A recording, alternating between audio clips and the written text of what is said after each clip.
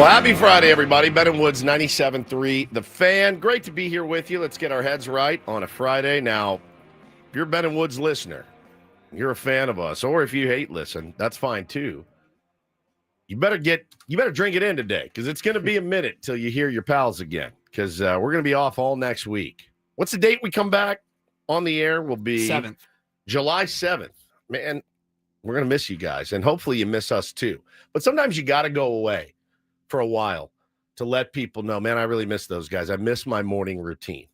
And hopefully we are a part of your morning routine. But yeah, we're splitting after the show today. We're going to leave on Sunday, heading out to Philly, go watch the Pods and have a great time, do a little show bonding together. And it's going to be great. It's going to be great. Really excited about it. I'm Woodsy. That's Paul Reindl. He's the executive producer. Good morning, Paulie. Hey, how are you? Doing great. Ben Higgins, your friendly neighborhood sports anchor. Good morning to you, Benjamin. Good. And news anchor last night. I yes. will. All right, I'm going to start weaving it in. Thank you. Your friendly neighborhood news and sports anchor. Now you need to change the tag. I do want to tell everybody that we're sorry that we're leaving you. We know a lot of you rely on us in the morning, but it could be worse. I saw yesterday that Scott Van Pelt did his Sports Center for ESPN after the second round of the NBA draft. Yep. And then signed off until August 26th. Lucky. So I'll be back for football season later. Summertime. Let's go. Bastard, man. Now that is a premium schedule. I like to listen to the Howard Stern show during the week when he is on, which is only 3 days a week, Monday, Tuesday, Wednesday. And I think they just had their summer sign off. They'll be back like after Labor Day. I mean, it's such a good gig if you can get it. If you can afford to get it. You know, as much as you love this job and how lucky we are to do it. I think Scott Van Pelt said the same thing last night. I can't believe, because they just celebrated their 10-year anniversary. Congratulations. And he said, I'm so lucky to do this. In fact, I'm so lucky I'm leaving for 6 weeks. So see you guys later.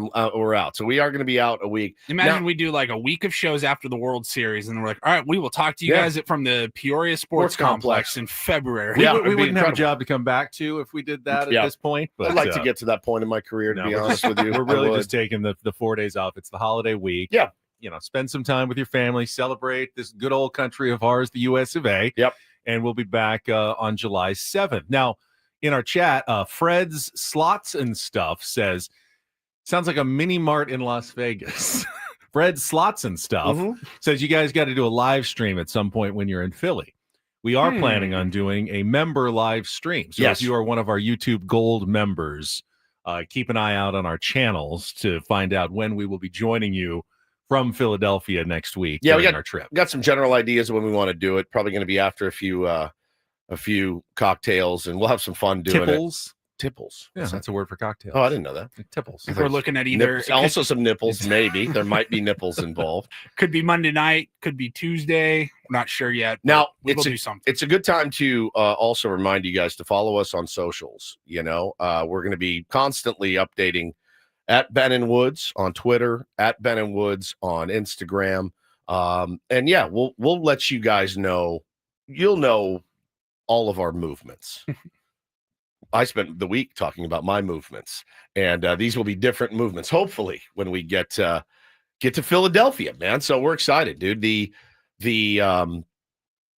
entire city awaits. We don't know what's going to happen, and I like that. It's that good feeling. In fact, we were talking about this morning.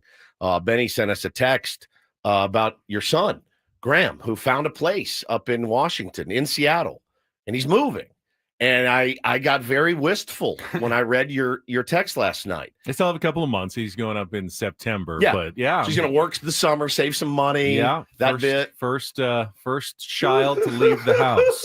Dude, I remember the day that I left for South Bend, Indiana, on my own, really. I had gone off to college. It was 6 hours away by car at Texas Tech. Came back with a robust 0.0 grade point average and worked for a year at a gas station.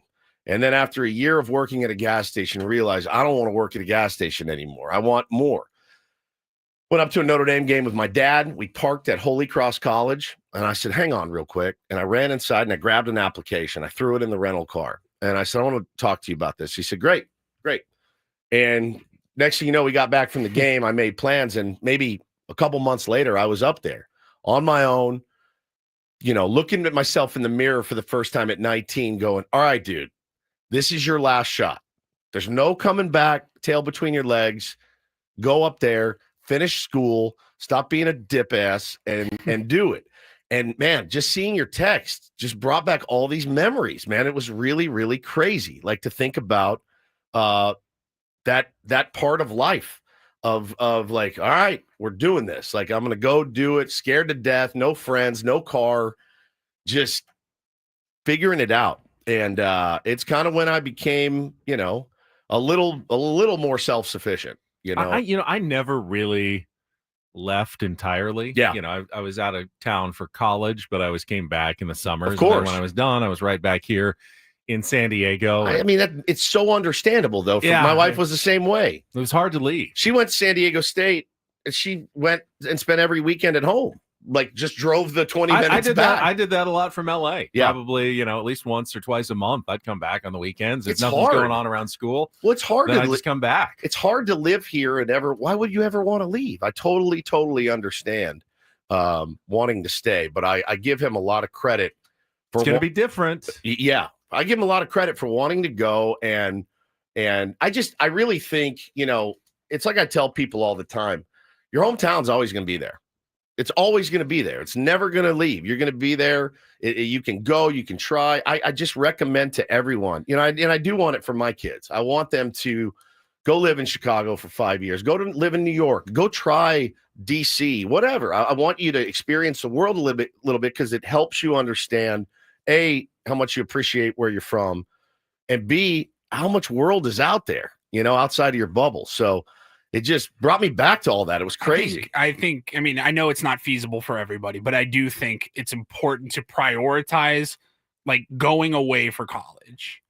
And even if that's LA, like even if it's living LA, on your own, is invaluable at that age. If you're 3 hours away and you need me and I'll be there, great, no problem. But like, learn how to do your laundry, learn how to cook for yourself, learn how to pay bills, all that stuff. It's important. I mean, I literally lived the exact opposite of what Graham's about to go on. I came from Seattle to San Diego after living there my whole life, and the old reverse. Got in the car and drove down here and had to kind of figure it out. And it made a difference because when I moved into a house with some guys in college, and you could tell who came straight from their parents' house and didn't live on their own before, and who had, because they're like, I don't know how to eat and how to do laundry and like basic things around the house. They had to kind of figure it out. Yep. So I think it's so important. I'm super stoked for Graham, and if I he am needs too. any help, I got him. Yeah, I'm so happy for him. Speaking of learning to pay bills, so he showed me some pictures of the house that they scouted out when he went up there, and they weren't sure. They were thinking they might sell it, but if they didn't, it was going to be theirs. And they said, no, you're good to go. So got the house. It's like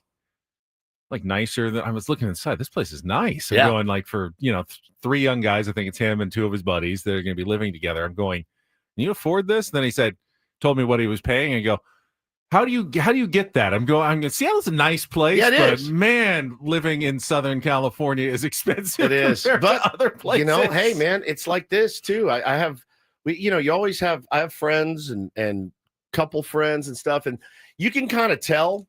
You can kind of tell when you get in a big group of friends and you all have kids. You're like, I give you guys 2 more years. You're out. You're gonna be here. Like me, I'm. This is it. I'm never leaving ever. I found my Mecca. And for them, I'm like, oh, you'll be in. Let me think. You'll be in Nashville in a year, right? You'll be in Nashville. Ooh, I see you moving to North Texas. Oh yeah, yep. You'll be down in maybe Austin for you, bro. You get what you pay for. I mean, you pay a fortune to live here.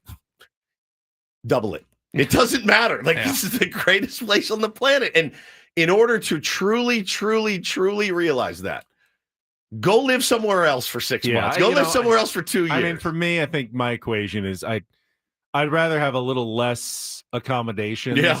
We don't have a 4,000 square foot house. I think our house is literally 1,782 square feet. Yep. Pretty small for, 4 Family of adult 4, people living inside of it. But I wouldn't give it up. I know you could No. for the same price. I could get like a sprawling estate in the outskirts of Dallas, probably. Yes, but you could. I'd rather live here. So All day. I'd rather live in a tent here. I mean, really, like I don't know, man. I got very wistful. And I think also, being 22 days away from 50 years old is weird. You're going through that thing of like, oh, this is crazy. Like I'm about to be 50. And I remembered, man, it was like 30 years ago that I was like, all right, I gotta get it together, and moved up to South Bend, and then obviously ended up in Chicago for a few years, and life has certainly taken some detours, but here the last 15. And also congratulations to Paulie. Today's his anniversary of his 11th year, the start of your 11th year in radio. It was 11 years ago today. Start of Yeah. your 12th year. Start of your Start 12th of my year. 12th year. Yeah. 11 years ago today, I saw a picture pop up on my phone that I sent to somebody as I was getting out of the car. Yeah. First day, orientation. I was getting ready to learn about all the cool stickers and t-shirts I was about to hand out at the San Diego Fair and concerts around town. I got hired as a promotions assistant. Yep. Me over too. at the old Mighty 1090 and or the Walrus at that point. Yeah. 1057. That's how I started too. Yeah. Handing out t-shirts at Club Clearview. I said, I don't care. I had an internship the year before during the summer, and then never heard from them until the next summer. And they were like, hey, we're hiring, and got the job. I said, look, I hope I don't have to do this for too long, but it's a foot in the door. That's it. Did it for 9 months. is Club Clearview a club, a resort, or an eye clinic? It's a club. It's a nightclub. Yeah, we had club, I think. we had that account. I worked for an alternative station, and I was in promotions, and like, all right, you got to go there from midnight to 2 and like hand out t-shirts and throw them out to the crowd. I mean, it was a good gig. I was picturing LASIK surgery. No. It was we will have I think, who's that? Dexter wants to know if somebody. Yeah, Braden's going to be doing mornings next week, filling in for us. Everything's weird next week because the Padres play afternoon games on the East Coast. So like Gwen and Chris are doing middays, like 10 to 2. Yeah, And so then everyone's just Braden moving up 4 hours next week. And I just want to tell all the tier ones, understand Braden is coming in. Yeah. It's going to be different next week. You should absolutely give him a chance, and then hold his feet to the fire. Like if you don't like everything that he does that's different than us, just absolutely hold his feet to the fire all week long. Yeah. I mean, it is a trial. It's a trial by fire, right? When you move into a different slot. Do the Certainly. Dodger fans that hate watch in our YouTube chat, will they like Braden because he's not us, Yes. or also hate Braden because he's talking Padres? I don't know. It's a good question. I have no idea. It's a really good question. It'll be 9 a.m. on the East Coast. We can pop into the chat. Yeah, I Nice, don't know if he's just spy. if he's doing his show in our slot, or if he's going to try to do our show, take on Braden. He should do his own show. He should do his own show. Yeah, you do your own show in the different slot for sure. But yeah, we wanted, look, Adam has made a really strong commitment here to staying live and local when we can. Flipping it over to national sports radio, I'm not a big fan of that either. No, listen, LeBron's legacy. Maybe they told Toronto no thank you, but I don't think that means everyone stop calling the Bucks. Well, I wonder too, like Bucks. what we've been seeing as well is that Giannis may make NBA this decision. draft. So, There you go. LeBron's legacy, Dallas Cowboys, that stuff can wait. You can get that on your own time. You're going to get live and local here next week. But yeah, we're pretty excited to go and have a good time in Philly. I'm stressed though, because between today and July 7th, when we're back, there's going to be 9 Padres games. A lot can happen in My God. 9 Padres games. I remember What when the hell are we going to walk back into on I Monday? know. I mean, remember- we could walk back into a team that is, 15 games above 500, Yeah. cruising. We could walk back to a team that's like barely above 500, and the whole season is falling apart. My suspicion is they'll still be somewhere around, 8 to 10 games above 500 where they are right now. It happened to me in 21 when I took Bo down to Dallas or down to Texas to see my family, and the Padres just fell off a cliff. I was gone for maybe 5 days. And I remember calling into the show, and I was like, I can't believe this. I can't believe what I'm watching every night. So hopefully that doesn't happen. But yeah, the cool thing is too, man, is like, yes, we're going on vacation, but we're also going to go hang with the fellas. We're going to be in Philadelphia. We're going to be down on the field, shooting the breeze. We're still going to have the great stories and the great content. And, I can't – let me get your ideas on this. we're going to have credentials and we're going to be down on the field. So we're able to move around the field. We can go into the Phillies dugout if we want. I have to get a picture with Kyle Schwarber. I have to. Is that frowned upon? And I remember when you tried to get a picture with George Brett. He was livid. He almost killed you. He literally almost did. He was Kyle so Schwarber mad. could kill you a lot. George Brett at least is an old man at this point, tough old man, but Kyle Schwarber is in his prime, and he's huge. But see, we have an in with the Phillies and Matt Strom. So That's if true. I say, Stromy, can I get a picture with Schwarber? And he maybe could set that up. Is that am I being? I wouldn't go with am I doing to Strom what people do to me? People say I look like you. I was wondering if I could get a picture. No. I don't know that he'd take kindly to I'm not that. going to do that. Okay. I'm not going to do that. But is it against the? It's not against the rules. I see people taking pictures down there. I think if it's in a casual setting, it is. like It will maybe be on the field, and we're hanging out with like Matt Strom, Yeah. and you're like, "Hey, bro, can you introduce me to Kyle Schwarber? Yes, I'd love yes. to meet him." Meet Kyle Schwarber, be like, "Hey, Quick, real just do a quick like that. selfie." Hey, cool. Okay. Maybe get Bryce Harper over there. Yeah, maybe Bryce Harper. Maybe Don't Nick bring a bunch Castellanos. of stuff for him to autograph. I'm not. I obviously. never would get an autograph. I wouldn't. A show picture with Nick Castellanos would be that'd be clean. elite. It would be clean. Clean. What if we could get Nick Castellanos and Joshua Tree John together? Probably would result in the apocalypse. Well, or they cancel each other out That's somehow. an immovable object and an unstoppable force. that's right. What if we could get them to kiss? I would like, That might get you kicked off the field. Yeah, I just really like Kyle Schwarber a lot, and my wife really likes Kyle Schwarber. He's great.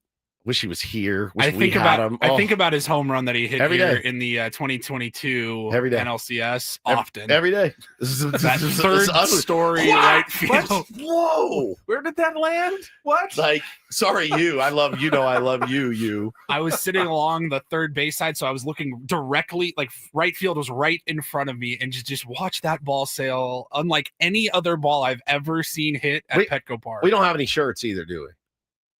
On hand. I don't think we do. We have to check Damn for a it. commercial break. We did not plan well for this, but yeah. So listen, station will be covered while we're gone. We're going to be putting out a ton of content while we're there. We've got a live stream. Good time to join the member stream. I think it's $10, and you get a live stream every month. Cancel anytime. Cancel anytime, Or not. or don't, or maybe just do it $20. Whatever you guys want to. But it's going to be a blast. It's going to be a blast, and we will. I promise to. Yes, yeah. Of course, we're going to make Ben climb the pole. Of course, we're going to make Ben run up the stairs at the Rocky statue. Of course, we're going to make Ben pretend that he's the one that cracked the Liberty Bell. Of course, we're going to do all that Ben, you stuff. broke it. I can't believe it. You got to pay for that now, dude. You know how much money that is? Ben's been planning food. I've just been planning bits that we can do with Ben when we get there. That's the only thing I care about. So I can't wait, man. But we will definitely miss you guys, and hopefully you miss us as well. All right, so let's make the most of these last 3 hours and 40 minutes before we are off and departed for Philadelphia. We will set the menu for the program after a quick check at Kelly's traffic here. Happy Friday morning, everybody. Ben and Woods on 97.3 The Fan. From the 855 Get Ross Traffic Center, protecting San Diego after accidents or injury, here's Kelly Danick. This traffic report is driven by Manny Sedano Ford in La Mesa, wishing all dads and grads a great June. Well, our Friday morning is off to a pretty good start. Can't speak for this person whose car is stalled on the Coronado Bridge, though. This is heading over to the island about mid-span. Got that right lane blocked. Also in Chula Vista, getting reports of a possible encampment fire southbound 5 past Palomar Street. Some smoke visible in the area. Dads, grads, and serious savings only at Sedano Ford in La Mesa. Get the F-150 STX Super Crew Cab for $299 a month. Or how about the Bronco Big Bend for $271 a month? For more details on these offers, visit local and veteran-owned SedanoFord.com. I'm Kelly Danick with Ben and Wood, San Diego's #1 sports station, 97.3 The Fan.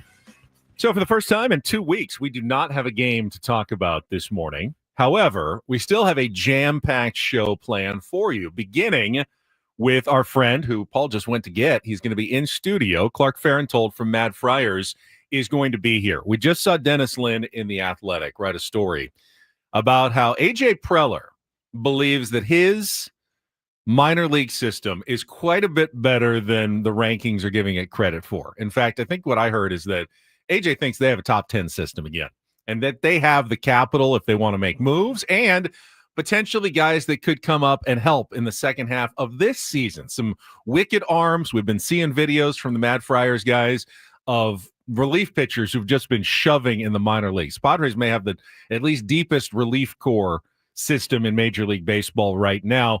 Can that help, turn the second half into other valuable assets potentially at the trade deadline? We will see, and we will talk with Clark about it coming up in just a couple minutes at the bottom of the hour. Yeah, and Clark actually just got back from a trip going to see some of these guys throw. So he's seen them in person, can speak very well on all of it. And yeah, I mean, look, it's that time of year where you look at those guys, Ben, and you say, man, some of these guys could come up and help this team, or some of these guys could help, get us some new pieces to go out and try to win a World Series this year. So it's all on the table for the San Diego Padres. So that's coming up in our next segment. Then in our 7 o'clock hour, right around 7:20, not only will we have our weekly conversation with our friend Darren Smith, SDFC broadcaster, coming off the enormous win on Wednesday night at Vancouver to take over first place. Darren's coming in studio, so he's going to stick around for the rest of that hour. Shoot the breeze with Darren, talk soccer, talk Padres, and more with our friend and legendary San Diego broadcaster, Darren Smith. And then at 8 o'clock, we have an early edition of the Manager's Report with Mike Shildt on a Friday. Yeah, he's in Cincinnati, so he said, let's do it an hour earlier. No problem. Just make sure you alert everybody. Don't wait until 9. He's going to join us at 8 o'clock this morning. The Manager's Report with Mike Shildt, refreshed by Eco Water SoCal. Try alkaline water for just $9.95 a month. Eco Water SoCal, keeping it soft since 1925. So we'll talk to Shildt. Then we can get to some of our normal features in the second half after the busy first half. Last take on Woods here of the month to qualify for Las Vegas. Reindl Report, and if you were listening to the show yesterday, in honor of our trip to Philadelphia, I did agree to one day only. We're bringing back Ben Reed's Raps. Why not? And you've already picked something. Oh, I don't know we what got it is. something real good for you. Real good. That's probably coming up at about 9:20 this morning. Start spinning yourself out about it now. Fair enough. All right. What are you more nervous for, the Mike Shildt interview or the Meek Mill rap? At this point, still probably Mike Shildt. Yeah, 100%. He's terrifying. I know. I'm with you. Always just on my toes. I was on edge. Usually goes really well. Yeah, it does. Occasionally, I'm just a little nervous about it. Still get on edge. Yeah. So Clark's here. We're going to talk a little Mad Friars and talk about why AJ thinks his system is better than people are giving it credit for. We will do that when we come back. Ben and Woods off and running on a Friday on San Diego's #1 sports station, 97.3 The Fan. First, though, I want to tell you, good time for it. Better Buzz Coffee. Stopped by this morning on my way into work. You need to try their Summer Flings menu, available now for a limited time only. It is full of all kinds of amazing tropical twists, like the coconut best drink ever. Smooth, sweet, topped with coconut cold cream and toasted coconut flakes. Try the new food items, too, including the Blue Crush Acai Bowl. They came in earlier this week, brought all kinds of their great goodies. You can check them out. Go online to betterbuzzcoffee.com or download the app. You can order online, pick it up very quickly at so many locations now. They just opened 2 more this week, 1 more in Fashion Valley, 1 up in Oceanside. Please check the website to find a Better Buzz Coffee near you. Try the Summer Flings menu right now. Go to betterbuzzcoffee.com.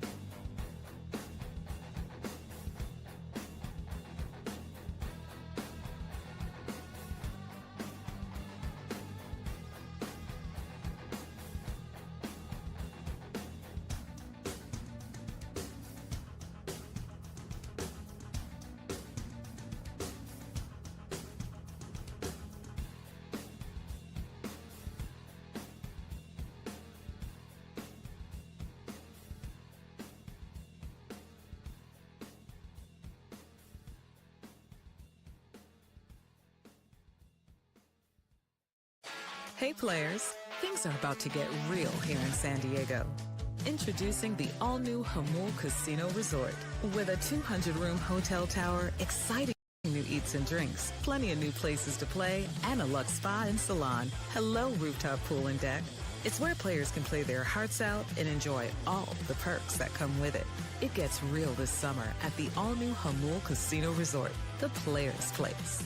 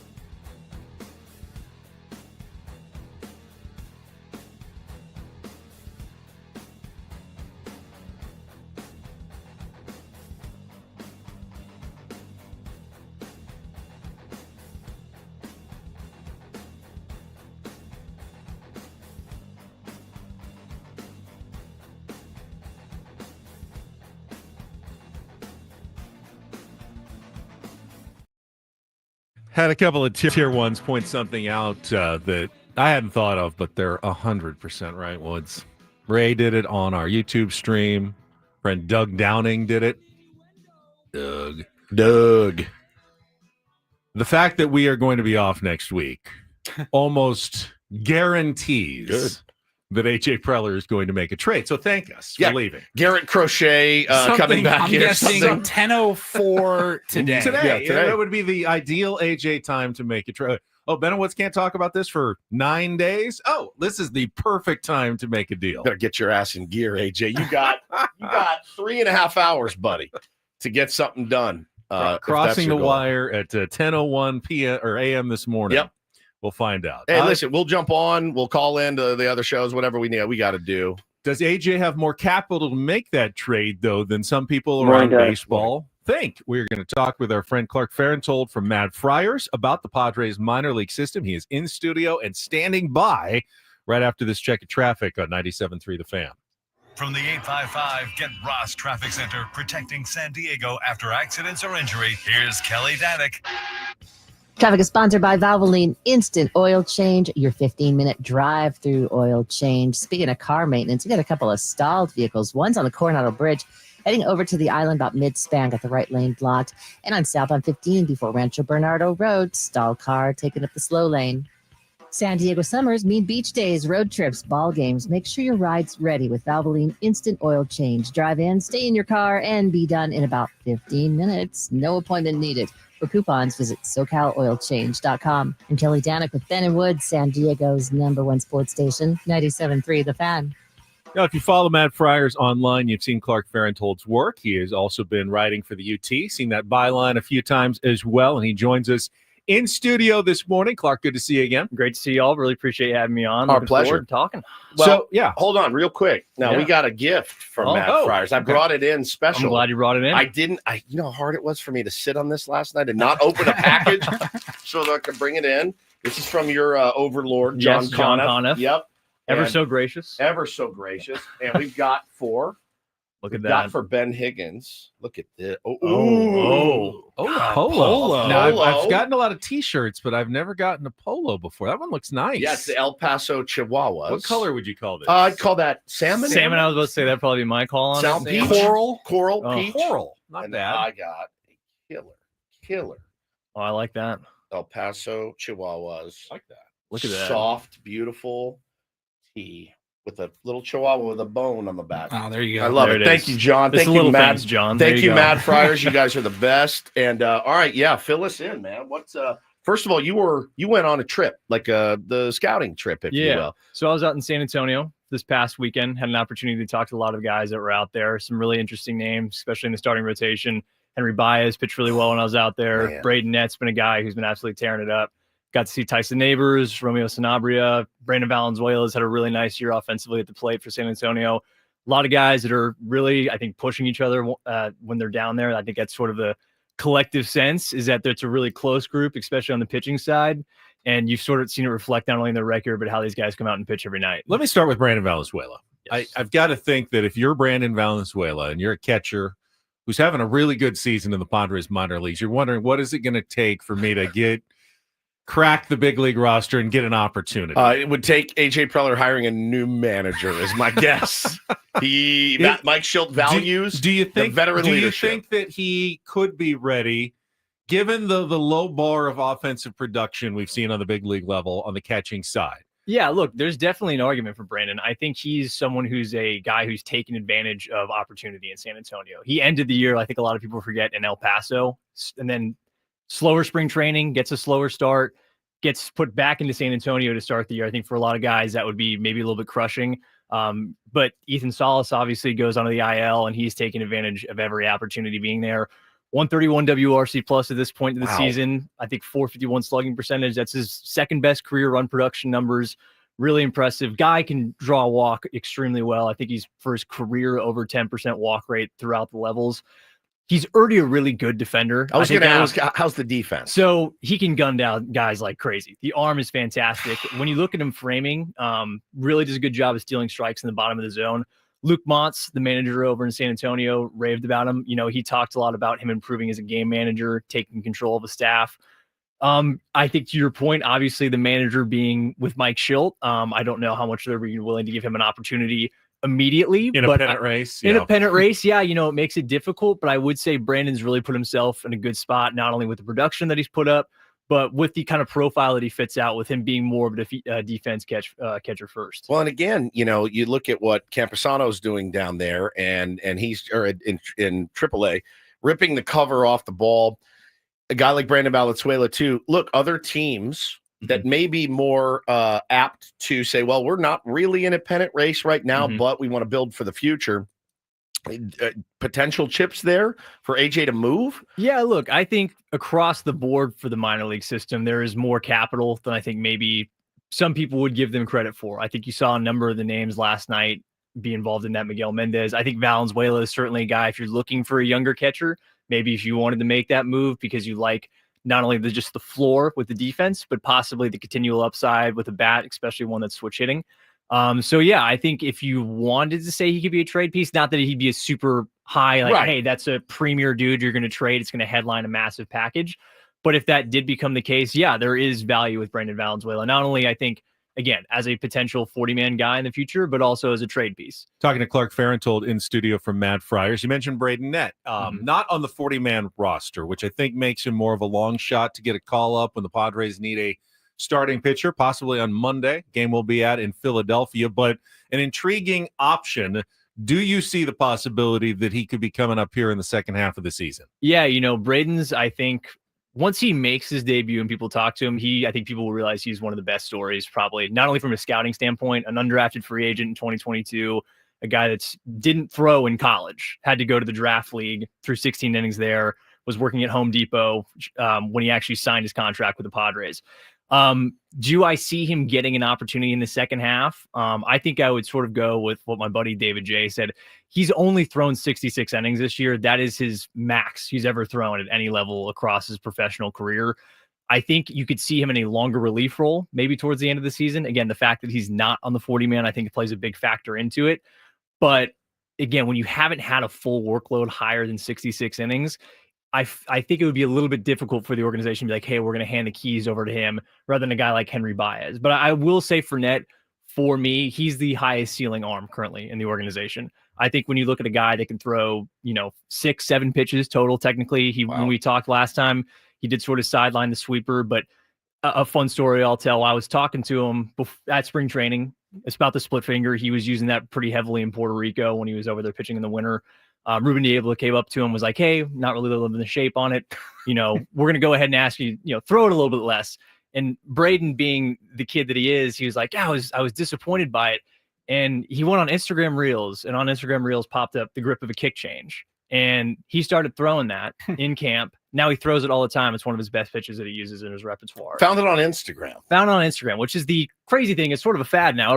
That's like, this is the thing to do. I buy a lot of stuff from Instagram. Yeah. A lot. So when you have a guy that sits, 95, 97, can top out at 98, has good ride on the fastball, is developing a really nice changeup. The curveball spins really tight, really good depth. All right, hang on to that guy. That guy's a guy. I'm still thinking about him working at Home Depot. Honestly. I know. Which department? Are we out in gardening supplies? Are we in the lumber section? That seemed like that'd be a tough one, but you get to drive the forklift around maybe a little bit. I don't know. He sounds great. I mean, it sounds like a guy that could be a part of the future. So obviously we know about Leodalis DeVries. Mm-hmm. We know about Ethan Salas. Any update on his health?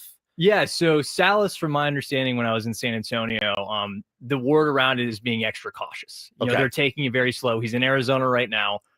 He's also not swinging yet. He's tracking baseballs is the latest update that I had received. That's maybe the most boring. Hey, don't swing, but go up to the plate. Put your uniform on. Yeah. Go up to the plate and just yell, watch, swing, or take. Just watch pitches. We just want you watching pitches. Take them in. Be like, all right, fine. The abundance of caution I get. I mean, he's one of your top prospects, and so you have to do it. You have to be careful with him. I'm sure it's making him insane.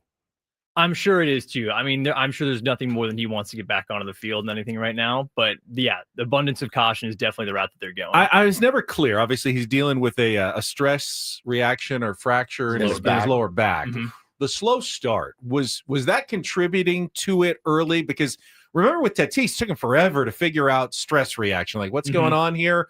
Or did it happen just one day and he was fine and then he wasn't fine and they shut him down immediately? I was never kind of clear on the injury timeline. Yeah, so the injury timeline was a game late April. So he had hit a double earlier in the game, and then next at bat he had come up, gotten on base. When he was rounding second, you could see him it was actually in a swing before the at bat where he had gotten on.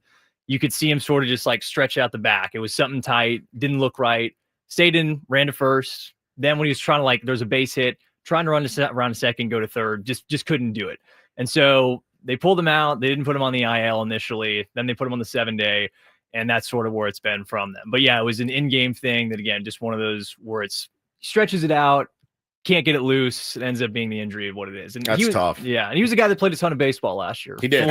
Full season of catching, and then obviously the AFL too. How concerning is a lower back injury for a 19-year-old catching prospect? Maybe to you, or have you gotten any sort of concern maybe from the organization, people you've talked to? Yeah. Or is there no concern at all? Look, I can't really speak to the medical side of it, obviously. Sure. I'm not a MD or a physician. You're not a or anything back like doctor? That. Why are you here? Why are you here? Right. Such a great question. Maybe the wrong choices in life. But no, look, I can't speak to the extent of how the organization, I would say long-term, their overall concern with it.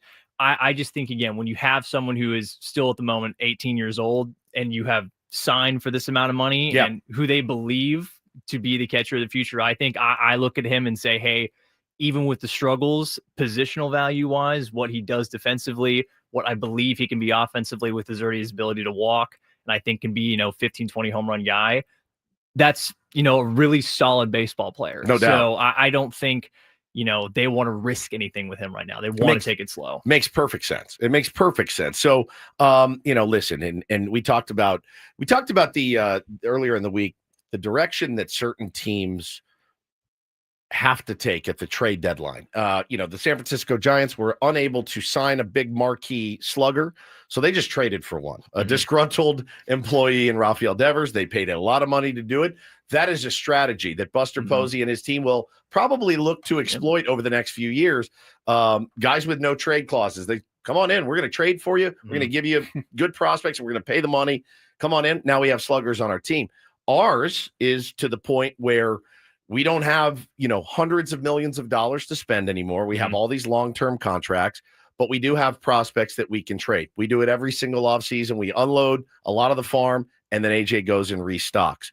For you, other than Leo, Salas, guys that probably aren't on the move, I don't want to ask you to speculate who's going to go, but who's probably going to get the most value. Yeah, looking at it right now, I think there's a number of intriguing options on the pitching staff. Miguel Mendez, again, a name that's popped up. He's someone who has recently had a big surge over the last, I would say just really the start of the season. He's had 3 of his last 4 starts. He's had 15 or more swings and misses. Fastball's topped out at 101. That's someone who seriously has some value. I think trade stock could be rising on.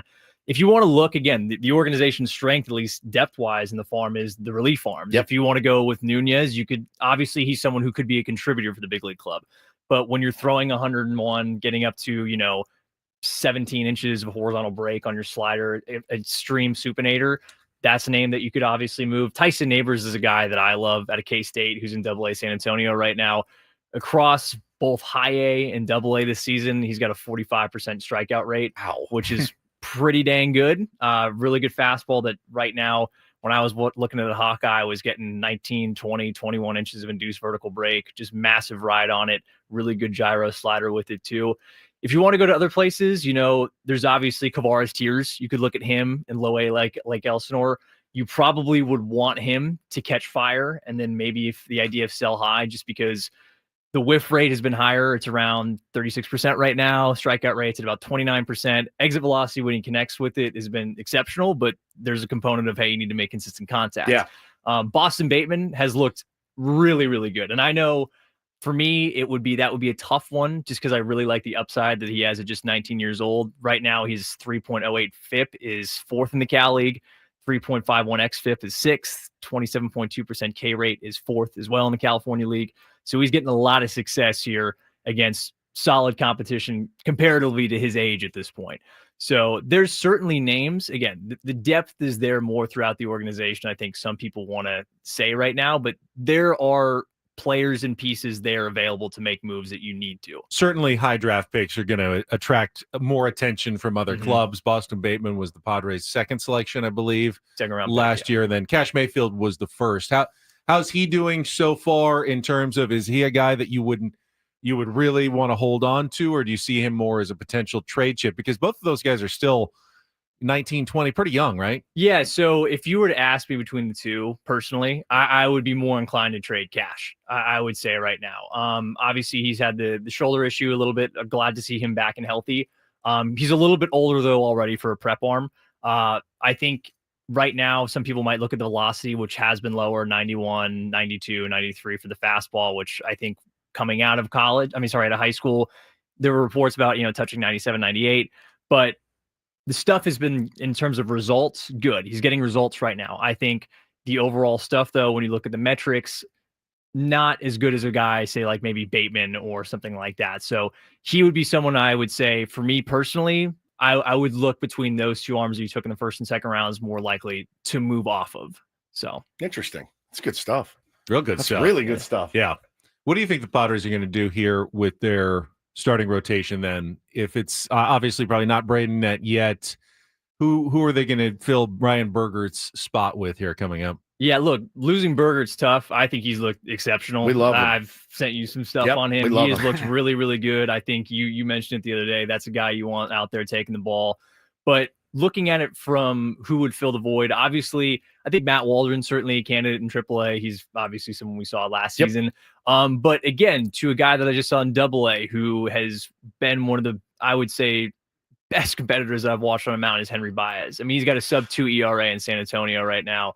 Watching him, he's an interesting cat just because the stuff will start off fast. Like, he doesn't technically throw really a 4-seam fastball. It's more of a sinker, 2-seam action. It'll start off 93, 94, and he'll build up over the game. Like his last inning of work, he threw, I think we want to say 97.8 mile an hour sinker, just ripped that out. And he's actually changed his slider grip in camp. They worked with him a little bit on that, just to spin it a little bit tighter, to get less of sort of like a slurve shape on it, to just be a little bit more effective, not only throwing it for strikes, but getting swings and misses. I think based off of the success he's had this season, which has been more than ample, combined with the fact that he's already on the 40-man roster, that's sort of the guy that you're probably looking at outside of the AAA mark for maybe filling that back-end rotation spot. I hope AJ Preller appreciates what Matt Friars does. No doubt. Because they crush it, man. You know, and they're all over social media. I'm sure that, other teams, probably scouting departments, follows, because you get the videos and stuff, so you can't be everywhere at all times. And, one of the great, I think, skills of AJ Preller, Clark, is building up his farm system, both in reality and also in perception around the league. Well, a lot of times they say perception is reality. That is true. And the perception, AJ, I think this is a weird spot for him to not have. I think in his mind right now, he's going, what are they not seeing that we're seeing? Because we've got some really, really elite talent. And people continuously are ranking us 15, or is he 16, playing the 18. mental games, just trying to get that perception back up. Yeah, so that's what I'm everyone saying. says, "Oh yeah, he could trade anybody right now." Such a deep system, it's incredible. He can get whoever he wants. That he loves to be in that position. He wants to be the guy who has all the pieces, can do whatever he wants, play all of his games, but he needs a little bit of hype for that to happen. Yeah. And look, with AJ, I will say one thing, and I obviously haven't talked to him. I couldn't say this, but I believe he probably thinks that he can scout his system better than anyone else can take a look and figure out his scouts. I mean, figure out on their end what they think of his guys. And I think, obviously there's the trades like the Juan Soto one that everyone wanted to talk about last week, but not everyone. Not everyone. You guys didn't want to keep going around and around on that? That sounds crazy to me. But no, he knew what he was giving up in James Wood. He knew what he was giving up in CJ Abrams. He knew he was giving up Mackenzie Gore to get those guys. To get Juan Soto, who is a MVP player, you got to give up great prospect capital. Well, I think about the guys that he unloaded last year. Are any of those guys doing anything? I saw Adam Major pitch the other day. Got torched. Graham Pauley was up for a second, never did anything. Yeah, like the only thing I could think of, Lesko. Snelling, I guess, Snelling's he's jumped back. I mean, I would say him maybe getting more time again with Rob Marcello Jr., who was a pitching coordinator last year in the minor leagues for the Padres. And he's back with him. The kid that went to the White Sox was Drew Thorpe, that we got from the Yankees. He's hurt, right? So hurt right Jairo away. Iriarte, who crushes my soul to see what has happened to him in Chicago, just because of how nasty he was when he was here in San Diego. His fastball's like 93 right now over there. I mean, again, these are those prospects that he unloaded and gutted the farm last year. And so far, I think we've won all those trades. Well, with so much looking back at that god dang trade of 2022, like everyone's saying, "Oh, they sold the farm. They sold everything they had in 2022." And at the time, that might have been true to get Soto, but it's not still true 2.5 years later, is what you're telling us. Like, the system has been refueled. Yeah, like I would, again, it's not to the point where it's a top 10 one right now. Right. But there's still a lot of guys, like we haven't even talked about Cale Fountain, who's close to getting back and actually seeing the Cal League. He's starting to play a little more regular at first base. He had another start yesterday. Humberto Cruz, who I'm very high on as a kid, who's, a lot of talk about around the organization. Young kid from Mexico, really strong right-hander throwing, topping out at 97, good spin on the fastball, good spin on the slider, really good solid depth and fade on the changeup. There's pieces that I think right now, maybe nationally, across maybe some major publications, that not everyone's, picking up or super high on, but I think give it a little bit more time. AJ has done this year after year and replenished. I think we're getting closer again back to that a little bit higher standing among major publications. Clark, you absolutely killed Crushed it. The it, chat's going crazy. They said Padres need to hire Clark immediately, but About this comment we just got. I love this kid's content. Just a reminder, I've failed at life knowing I could have been doing what he's doing. Keep up the good content, Clark. Yeah, and it's always fun to have people be like, how much is AJ Preller paying you to post this stuff? And I was like, I wish. But it's not the case. You're happy. You'd be happy to be a shill for him. Oh, Paid you wanna shill. Look, if you want to, I'll sell out for a little Sell bit. your No, soul. Yes, of course. Paid Shildt and a paid shill. Yes. At the same time. Got old Clark, Shilty in an thank you so hour. much for coming in on a Friday. Really appreciate it. And thanks to John Conniff for the great swag from the Padres minor leagues. All right, we are just 1 hour in. In our second hour, another in-studio guest, our friend Darren Smith, is going to be here to talk SDFC, Padres, and more. Stay tuned. It's Ben Woods on 97.3 The Fan.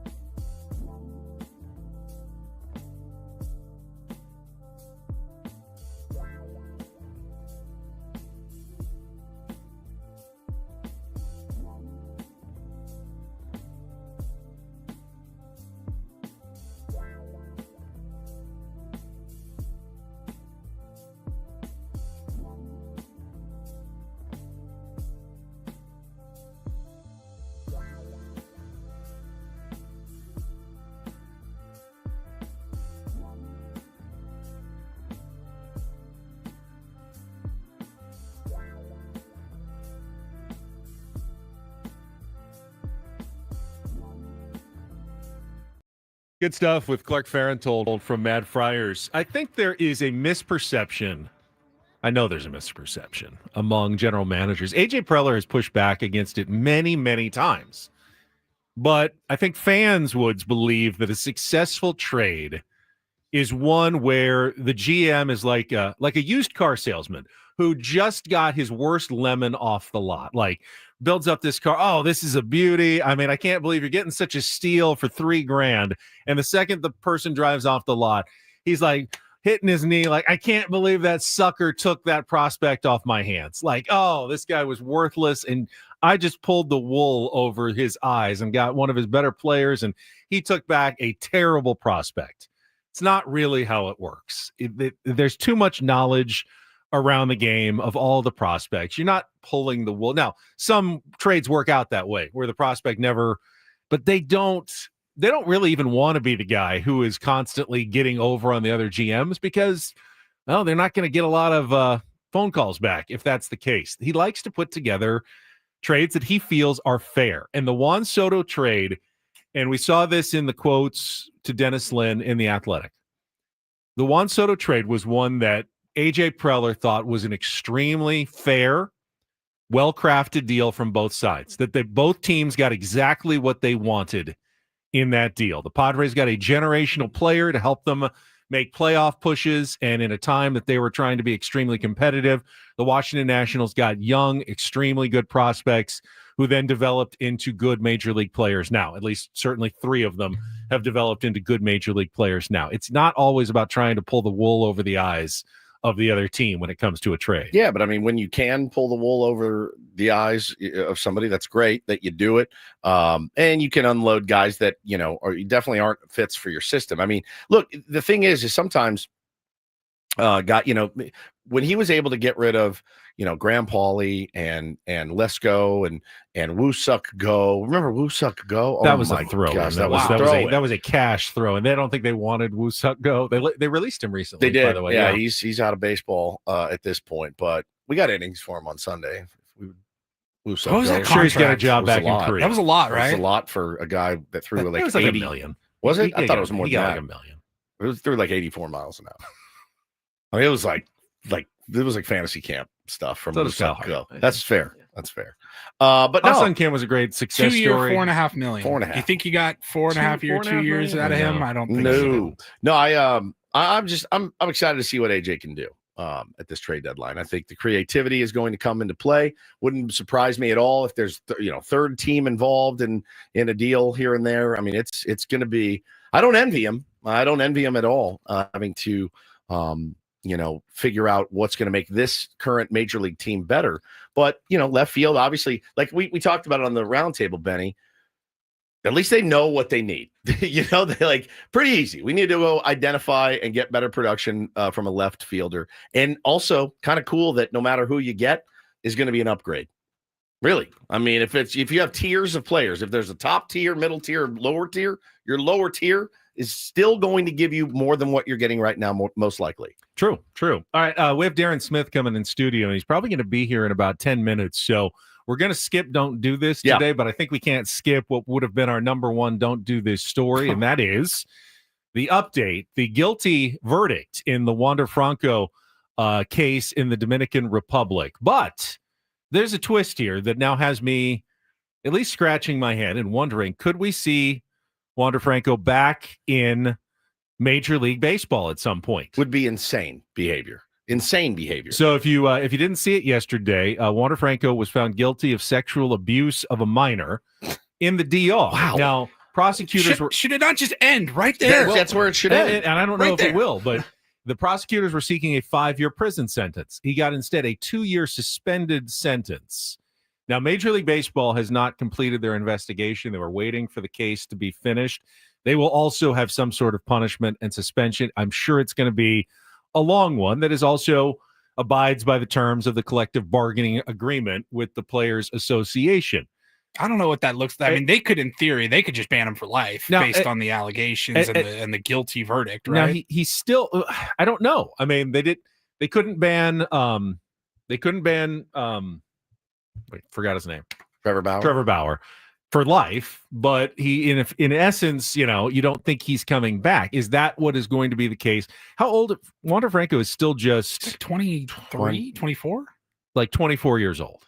I mean, he could serve 2 years. He was 21 when this happened. He could serve 2 years. He could come back, serve a suspension, and still just be 26. Yeah, who wants that, though? I don't know. Who wants a guy that sexually abused a 14-year-old? I don't. I was very confused yesterday with all of this information as well. And from what I was able to read, at least from other people, was that he still will have to apply for a work visa if he ever wanted to come back to Major League Baseball and a team even had interest in him. He'd have to apply for a work visa. With the guilty verdict, it's going to make that a lot more difficult to obtain. Then he's still going to have to face, I don't know, a year suspension at least for Major League Baseball. So you're already like that far behind. I don't know. Legally, I don't know if he's able to play in Major League Baseball ever again.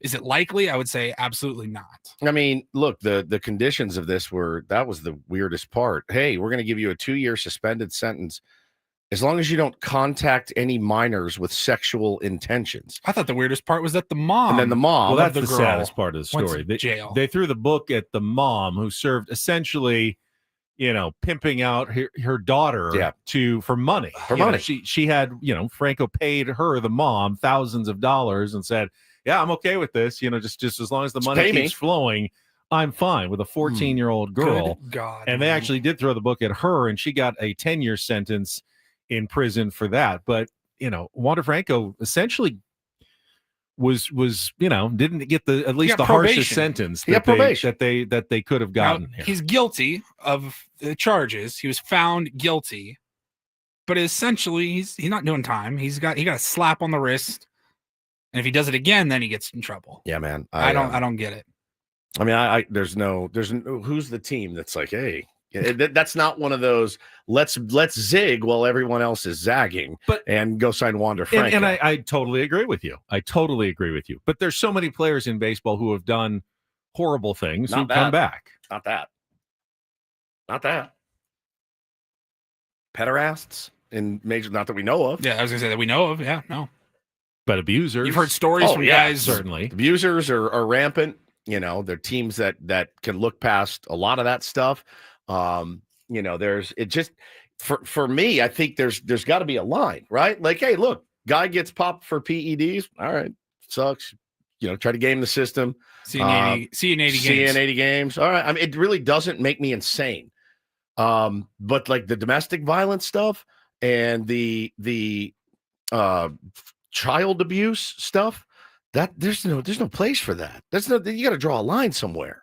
And that's where you need to draw it. I think you're right. I think ultimately it would be impossible to see that go forward. No question. With a Major League Baseball. No question, man. So it was an insane. When the verdict came out yesterday, I said, oh, good. He at least got some prison time. I still think 2 years is very light. And then I went, wait, that's probation. He's going to be on probation. And I don't know the man at all. Don't know his character. All I know is his character from what has been revealed in court, and it's not good.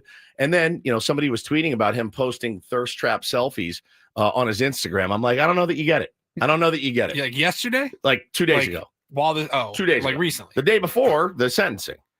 It's like, hey, man. You're not taking this seriously. I don't think you're taking this seriously. I don't think you really understand the weight of maybe what you did, or the weight of what's about to happen to you. So, yeah, man, his career is over, and I think for good reason. I did read in the ESPN article that as long as he stays on the restricted list, they don't have to pay him. Them being the Tampa Bay Rays, who signed him, they finally pony up for a player, and he turns out to be a sex predator. And as long as he stays on the restricted list, they don't have to pay him. And it was a lot of money, guys. It was a lot of money. Signed him to a huge, huge deal. Can he stay there indefinitely, though? I don't think the CBA allows Major League Baseball to simply say you're on the restricted list forever. If he can't get a visa, he can't. They'll keep him on the restricted list. And how would you give him a work visa to come to our country and do that? So as long as he's on the restricted list, the Rays would not be required to pay the salaries from his 11-year 182. Buddy, talk about flushing your entire life down the toilet for that. It's nuts. Meanwhile, yesterday with the Padres off, Just watch the other teams suffer a little bit in Major League Baseball. Yeah, it was fun. The San Francisco Giants get swept at home by the Miami Marlins. Our Marlins. Look at you guys. Thank you so Come on, Marlins. You made us proud yesterday. Rafael Devers did hit another home run, but I think the Marlins or the Giants are Have they like won? 3 and They've won 8 2 games or something? Yeah. since they got something like that. I mean, just not played good baseball That was a since he's arrived. That was a contentious series too. There was a lot of hit batters and guys throwing at each other. It got a little spicy. But man, what a huge sweep for the Marlins. We needed that badly. Where are the standings? Padres are now half game ahead of San Francisco and holding on alone to the third and final wild card spot in the National League right now. No scoring. Remember, I told you there were 7 shutouts on Wednesday. Even a limited schedule, there were 4 more yesterday. 12 shutouts in 24 games in Major League Baseball over the last 2 days. The Mets shut out the Braves yesterday. The Cubs shut out the Cardinals. The Blue Jays shut out the Guardians. And the Tigers returned the favor by shutting out the A's. So scoring has been tough of late. It's for down, teams. isn't it? Yeah. Yes. I don't know if it's just the ball or just the time of year or what's going on right now, but it's been busy. All right. Are we ready to take a little time out? Let's take a quick time All out. right, and get Darren in. Darren All right, we'll get studio Darren here. Smith is here. We'll get him in studio. Coming up next, we'll talk SDFC, Padres, and more with radio legend D. Smith. Coming up on San Diego's #1 sports station, 97.3 The Fan. First, though, talk about SDfatloss.com. This is a way you can lose weight, even during the summer vacation seasons. You go into barbecues and stuff, you feel like, I don't want to go on a weight loss program right now, but you can. I did my losing of weight during the summer 2 years ago. I lost 40 pounds in 60 days. I even had a couple of cheat days, barbecues that I had, family stuff. I'm just going to enjoy myself. My counselor always got me back on track, kept the weight coming off up to a pound of fat per day, 10 to 20% of your body weight in just 60 days. For me, that was 40 pounds over the summer. I mean, it felt so good to lose the weight. And then when I was done, I was still able to enjoy August and September and October, nice, really warm months. You can do the same thing simply by setting up your free consultation right now. Go to SDfatloss.com. They will explain how the program works. It's doctor crafted.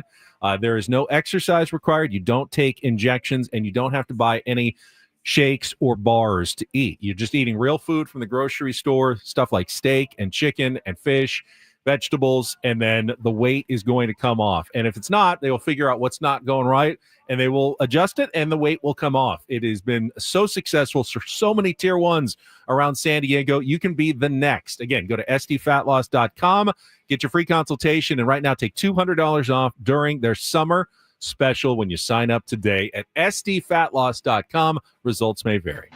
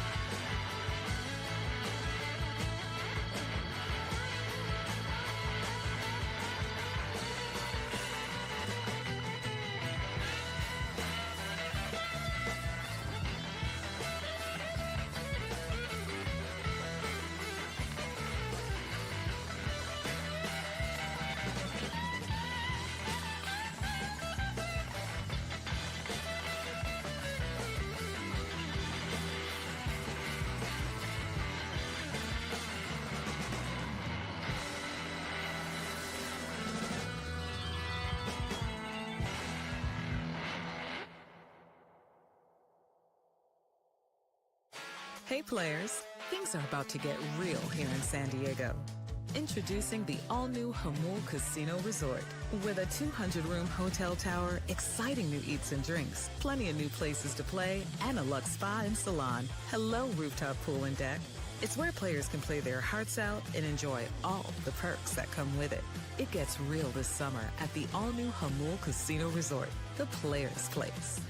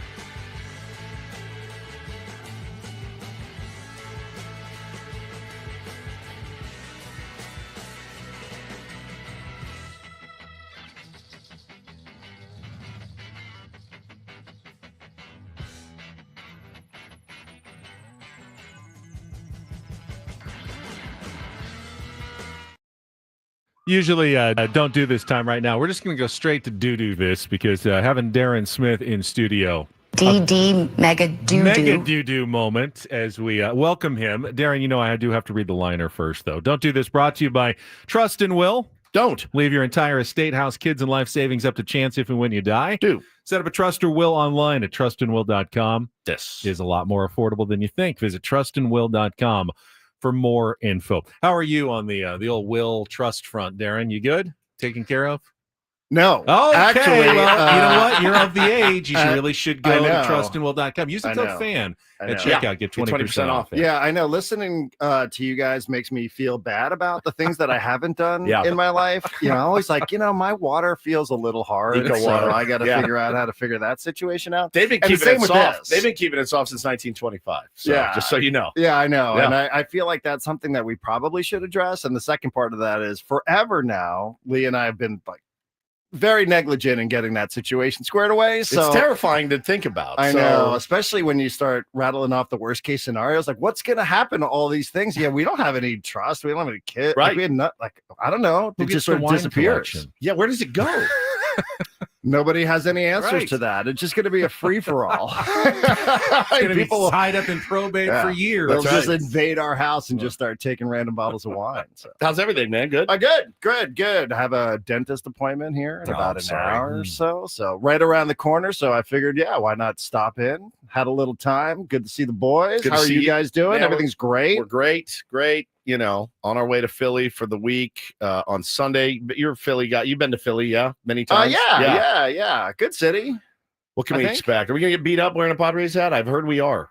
I don't think so. I've heard both. I've heard both. I've heard regular season is a little more muted. Yeah. And don't do it during the playoffs. But then I've also heard, oh no, you guys walk around in a Padres shirt or a Padres hat, like they're gonna give it to you all day long. Yeah. Plus, not no bad blood. Right. I don't think it's one of those. Right. We played them in the playoffs, but there's no bad blood there. No, I think sometimes you hear those football stories, right? The NFL stories are always a little bit more aggressive. Big time.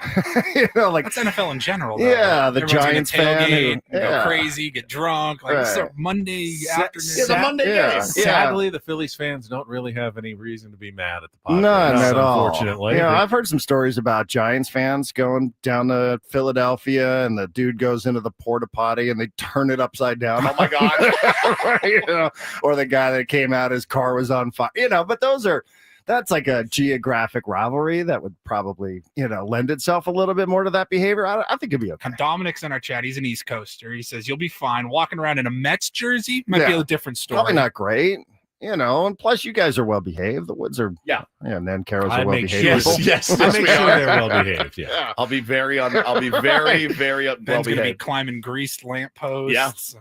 I'm not going to get very far. You won't. Even ungreased. I can't wait. I'm not going to get more than a foot or two off the ground. God, I can't wait to see that video or picture or whatever we come up with. Darren, let's start with SDFC. Woo! Huge win. Man! I have to ask you though. I did not know the answer to this. Did you know what 4 goals in a game is called? Brace for 2, hat trick for 3.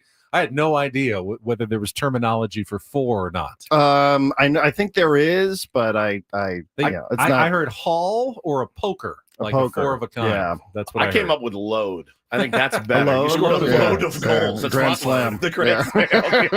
Yeah. 4. But and in 12 minutes over the course It was of the the game, coolest that was thing. so Yeah, awesome. the guy's just a joke. He's like, a video game where you play against somebody who's really good at video games, which I am not, and all of a sudden the guy just dominates you in 5 seconds flat. You're like, I don't know how to do this stuff.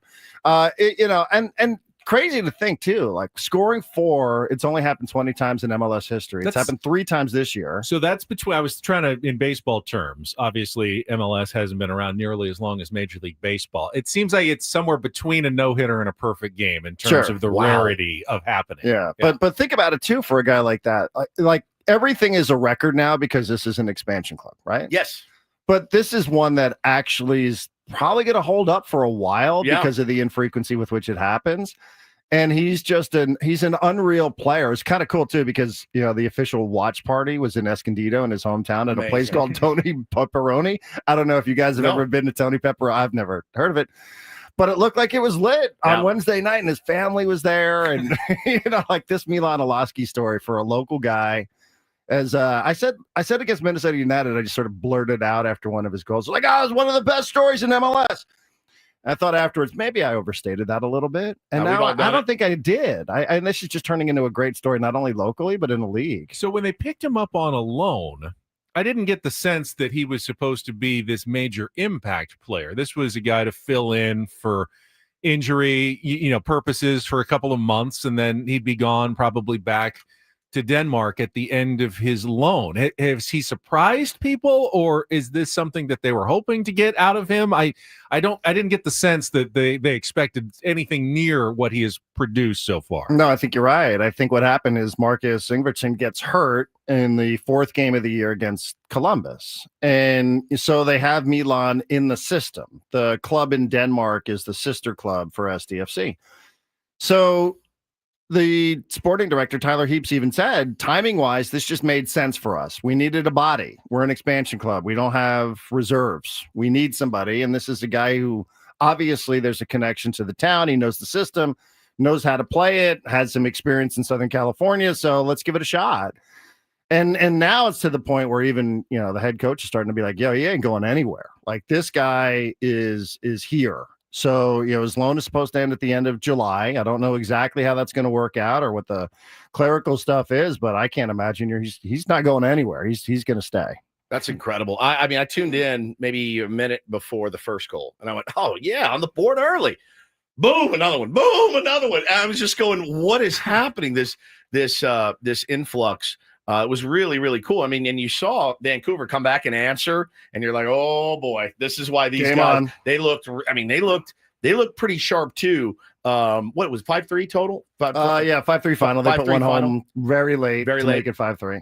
But look, that's a really, really good team that they beat. And of course, Darren, because you're a sports fan, you let yourself dream on it. You let yourself dream on, why not? We've beaten some of the best teams. We beat some legacy teams. You let yourself dream on it. For you, who's calling it, who's around the team, are you letting yourself dream on the big prize? A little bit. It'd be hard not to. Right. When, you're sitting and everybody else is looking up at you at this point. And, you've done a lot of this without maybe your most marquee player in Chucky Lozano. Yeah. And even some of the terminology that I picked up on, just the way the club puts out its messaging sometimes is a little bit different. At first it was, this is expansion. We're just trying to put it together. give everybody an opportunity to come out and watch something that's fun and entertaining. And then it's like, well, maybe we could be a playoff team. And now this week it's, well, maybe we could win the supporter shield. And, that's something they give away to the team that had the best regular season. So, all of a sudden it's starting to switch around a little bit. And I think that's for good reason. I think, it's something that they're not just trying to market. I think it's something probably internally that a lot of the players are starting to realize, this is good. Like, this is a good team. Like, this thing is coming together in a way that is really impressive through 19 games for a thing that wasn't even in existence 5 months ago. Darren, let me dive into that just briefly. The supporter shield. I think there's a segment of American sports fans who would scoff at that. Right, sure. The President's Trophy in hockey, the best regular season record. You know what that gets you? Nothing in the playoffs. Right. Around the world, that's all there is. You play in the Premier League, there is no playoffs. You win the title by winning the supporter shield, by having the most points in the regular season. We do things differently in this country. We are so playoff oriented, ring hungry. How important ring culture. Doesn't that make more sense though? If you really break it down and really think about it, you're like, let's put it in baseball terms. Like, you're rewarding your success over a 6-month-long season, not a 3-week playoff. I know. Right, not the randomness of what happens over a couple of weeks. The team gets hot. The lights are the brightest. But I mean, it's funny because I have friends in baseball who have paid attention to some of the European soccer. Like, why don't we recognize what it is that happens during the regular season, right? I don't know that it's going to happen. We're not going to switch around decades of culture. I doubt it. Even people, though, in soccer kind of scoff a little bit at the supporter shield, because it's not, you're playing teams, and MLS plays off, they play at times where we're without players who are playing international tournaments. You don't play everybody, so the schedules aren't the same. So is the supporter shield really something that is equitable? You know what the rules are our in. You just need to finish top 9 to get in the playoffs. Right, so that's the main goal. So and just get in, right? We don't have to, play our players every single game to get there. And that could be an advantage now with SDFC at the top of the table with, less than half the season remaining. They might be able to, as Dave Roberts would do, load manage a little bit more in the second half. You don't have to go all out for a supporter shield. Having fresher legs come, when are the playoffs? October, November? Late. Yeah, late fall. Having fresher legs could actually be an advantage to not, go all out to pursue that. It could be. The one thing I just want to add about Milan Uloski, because I remember a couple of weeks ago we talked about the friendly, the exhibition game against Club America. And I said, this is an opportunity for guys to show their manager that they're deserving of more minutes. He was one of those guys because he started that match, scored twice. And he's one of those guys that said, hey, like, I you can trust me in a situation here. And, now we're seeing a guy go out there who cannot be stopped, who's leading the team in scoring. So, it gives somebody a weekend shift like we were talking about in radio. Yeah. I did weekend updates, and that led to me being a regular host. And nobody cared about those weekend updates, but I did. But you did. Those are the most important weekend and updates I ever did, and it turned into a 20-year radio career. So good for that guy. This Club World Cup that's going on right now, Messi obviously, Inter Miami getting a lot of the attention. Is MLS showing that they've narrowed the gap at all on the rest of the world in soccer? I haven't really followed it. Well, that team is, yeah, because that team advanced. The other two teams got skunked. So I don't know that it was great for Seattle or LAFC, but when you have Messi and now you get to take on the European champs this weekend in Paris Saint-Germain. So, they are, and that would probably be the biggest accomplishment in MLS history if Inter Miami were to take down the European champs. So, they at least are. They continue to, be the sort of North Star for the league. I like the tournament. I like it a lot. Every time I tune in, it seems like people are having a ton of fun. It has its flaws for sure. But in terms of just an MLS point, like watching Miami play against Paris and Messi play against his former club where they hated him. Those Parisians absolutely hated Messi. It's the only place he ever went where he got whistled and booed and all that. So, there's some good storylines there. He's going against his former manager from Barcelona, but it'd be an unbelievable accomplishment to watch Inter Miami take down Paris Saint-Germain. I don't think it'll happen, but it would be you'll never hear the end of it from MLS. I'll tell you that. Let's go to break and come back and talk some baseball. Absolutely. Darren Smith's going to stick around in studio until he's going to go check in. Usually like get you there 15 minutes in advance to check in. But whenever you're here until whenever you need to go to the dentist. Darren Smith, more coming up with Bennett Woods on San Diego's #1 sports station, 97.3 The Fan. Gambling problem? Call 1-800-GAMBLER. GEGE 000-466. For a full list of games and rules, played at 7 Mile Casino. Visit 7milecasino.com. First, though, did you you know what I did after the roundtable yesterday? I had a couple hours to kill before I needed to go my anchor shift at Channel 10. My son came down. I met him at Sammy's at 7 Mile for lunch, and I had the Kung Pao chicken. It was so good again. So jealous. It was so good. There was tables. There was action going on. Middle of the day. It was like 11:45, and atmosphere was great. Sun was out. I was looking out at the patio there on San Diego Bay. Just really, really nice time yesterday. Me and him at 7 Mile Casino. Always a great time at 7 Mile. You didn't sit down, play a little California style blackjack? We thought about it. I had to get to work after lunch, though, and he wanted to go and go on with his day. It was nice of him to come down and meet me, but it's not that bad of a drive because it's close. Very, very simple. And listen, this weekend, no matter what you're doing, they're going to be open for you. If you want to go in the morning, you want to go in the midday or the afternoon, whatever, it doesn't matter. They'll take care of you. Open 24/7. Smoke-free environment, slot machine-free environment, so it's more calm than a regular casino. Go check it out for yourself, my friends. It's 7 Mile Casino, just 7 minutes from downtown.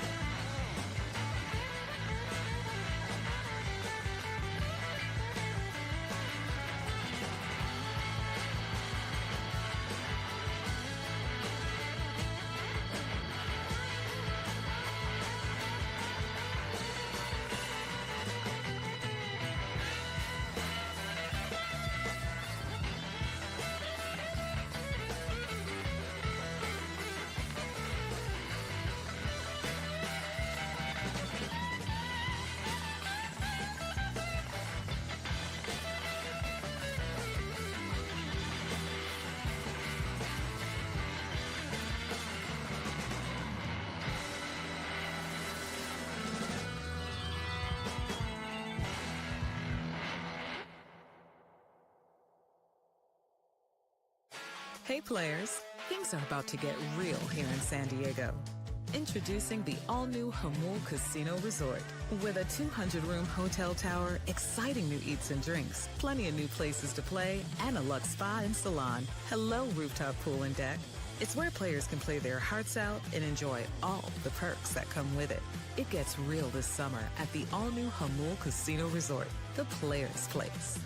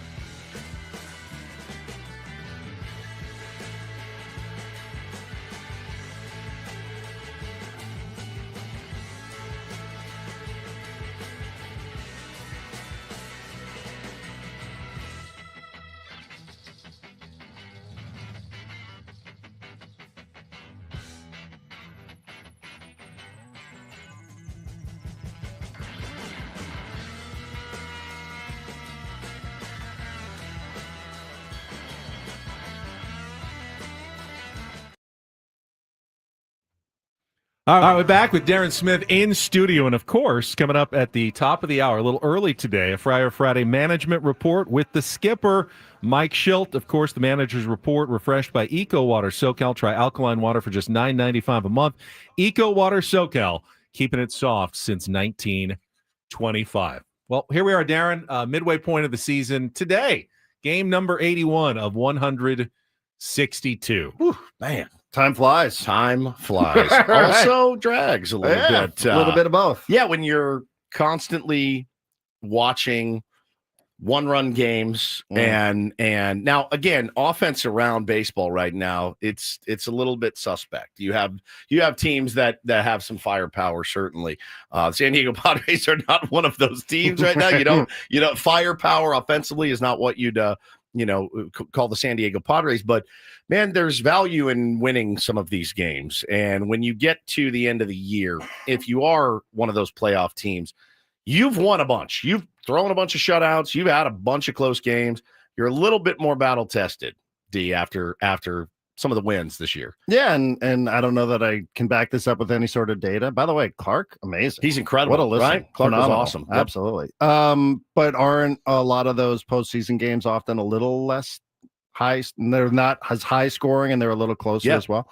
Has anybody done the bit yet where you look back and say, well, what was their record at the midway point last year? That was like one of my favorite. Oh, we did it yesterday. Yeah. It's a standard. Yeah. And like the point of that whole exercise, I think, upon reflection, is that none of us know anything like ever, because I think we probably try to compare it to what it was that was happening last year. And it doesn't mean because you're ahead of last year's pace that you're going to finish ahead of this year's pace.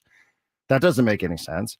So, it's just sort of like, yeah, we didn't know anything a year ago, and we probably don't know anything today. One thing I do know is, the gauntlet was thrown down, I think, by all of us on this show, mostly the whole city, of, hey, man, hot start is imperative for this team. You have to do it. And they did it. And, it's like the guy that makes one good album and he can coast his entire. They have used that hot start better than anybody. I mean, because they've really, really kind of cashed in on it to keep themselves consistently above 500. It'd be 2 games below 500 or a game below 500 without it. It shows you the value of those games in April that for so many years, you, me, Ben, Ello, everybody, season's long. Don't worry about it. We got 130 more of these things to go. It's ultimately true. It's true. But that hot start, that cushion, oh my God, it has been fantastic. It has been. And whether that stretch of games comes in the beginning or the middle or the end, I suppose, is open to some subjectivity there. Right. Because whatever it is that you do to go on one of those kind of stretches is probably what's going to carry you over 162. Yep. So, it just stresses again, like how long these seasons are. I don't need to tell anybody listening or you guys. I mean, we've all lived through this enough, and yet still we all find ourselves saying sort of the same thing. But you're right about that. Right now, without it, you'd really have a totally different conversation heading into July about what to do with some of these players. Massively. And that's the point, right? Massively. Because you can't predict or guarantee that it's going to come in August. You can't predict or expect that it's going to come in September. But that it happened when it did, at least A, proves that there is something internally there that you can rely on. And B, it also just it creates the conversation now where instead of it being one-sided about what your strategy is going to be, at least now it's an open discussion about what the strategy should be. 100%. Right? Yeah. But historically, for Mike Shildt teams, it has happened in the second half of every season. Shildt. There's like another gear that his teams find. It's a lot of pressure. But, and one thing that at least mildly concerns me as a fan, I don't necessarily see where this team has another gear. I saw it last year. Even Mike Shildt even admitted to us in spring training, yeah, we're a long way off from where I want our team to be, but wait for the second half. He told us that when we took him to dinner, before he'd even managed a game with the Padres, and he was right. I don't know about this team though. They're not sloppy all over the yard. Yeah, they have their ups and downs like all teams. They just simply need their stars to hit. And that's it. You can't turn a key. You can't flip a switch and go, okay, Toddy, it's time for you to now have a 1,000 OPS for the next month. It doesn't work that way. But isn't that it? I mean, without Toddy's hot start, what are we talking about? with him. Where are his numbers now at the midway point of the season? So, again, we know he's capable of it. Why it really hasn't looked the way it looked over the first 3, 4, 5 weeks of the season, unclear to me. I don't know if there's any theories in this room. You guys are way smarter than I. But that's the one that you got to kind of get humming again back to the way it was earlier this year. There probably is some correlation between Fernando Tatis's start and the Padres start, right? Yeah, that was the dumbest thing you've ever said, though. That we're you smarter. Guys are way smarter than yeah, that's I. not true. That That's really not dumb. true. I'll take it. Take it. Paulie, save that clip, actually. Just, Paulie, save that and work it into the intro. Yeah, well, the aura of Clark is still in Yeah, the room. that's So, true. yeah, That's it's, fair. there's That's still fair. a little lingering IQ here. No, Clark's that's way fair. smarter than all of us, apparently. So I'm so interested to see, as most Padres fans, and we're joined live in studio by Darren Smith. I'm so interested to see the trade deadline, as I am every single year with AJ Preller. I know that we all got on here a couple years back and said, no, it's really smart. Just buy on the margins. Just be smart with it. I don't want another G-Man Choi situation in here. I don't want a Jake Arrieta situation. Then again, I also don't need you to go out and get Jose Ramirez, right? Like somewhere in the middle is good with me, but it's so imperative that he does it. This is going to be, it's going to take some real creativity, probably some other teams involved as well, moving things around. This is where AJ thrives, though. Darren, you know AJ very well. He lives for this stuff. Oh, yeah. He lives in the world of concepts, right? Of 3-team trades, of moving money around and this player from that spot and this player to that. Yeah, he lives in that space, and it's all in his head. It is the meme, the beautiful mind meme of all the different hunting too. all the signals, right? Yeah. That I don't even know what the signals are, and he's got all of those sorts of things. I think he's just incapable of looking at a group like this. Listen, I mean, before the season started, I thought they made a decision that they were going to ride with Cease and they were going to ride with the Rise and they were going to ride with King, even though these guys were on expiring contracts, because that was the tone. That was the that was the season that they were going to have, is they were going to see this thing through. And I mean, I would stick with that. I would stand, if there's an opportunity perhaps to move a guy because it makes a little bit of sense to help you here. Sure, all for it. But I'm with you. Like and plus it's like, hey, AJ's been around a long time. His future is what it is. He's not as signed for as long as some other people around here. So, I think he's the kind of guy who probably is like, hey, this is the tone I wanted to set to start the season. So this is the way I'm going to keep it going here in the middle of the season as well. And I'm exactly where you are. I don't know that we're going to look at Rafael Devers coming through the door, but by the same token, if anybody's going to figure out a way to start moving different things around involving other teams, it's that guy, who never stops for a second to think about how to make it happen. Yeah, for sure. Speaking of Rafael Devers, I want to get Darren's thoughts on some of the other NL playoff contenders, including the one the Padres are going to be facing later today. Got a few more minutes with Darren. We'll get to that right after a check of traffic here on 97.3 The Fan. From the 855 Get Ross Traffic Center, protecting San Diego after accidents or injury, here's Kelly Danick. Traffic is sponsored by Valvoline Instant Oil Change, your 15-minute drive-through oil change. Speeds getting back to normal in National City. Southbound 5 accident was cleared from the right lanes near Civic Center. Crash over the right shoulder, eastbound 94 at Sweetwater Springs. Also hit and run crash reported on northbound 15 past Friars Road. It's over the right shoulder.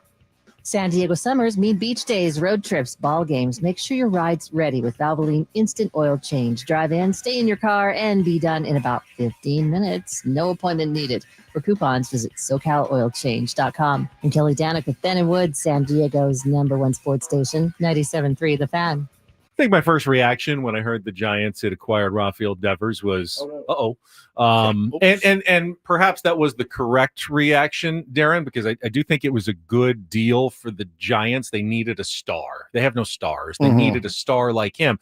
Haven't played well since he arrived.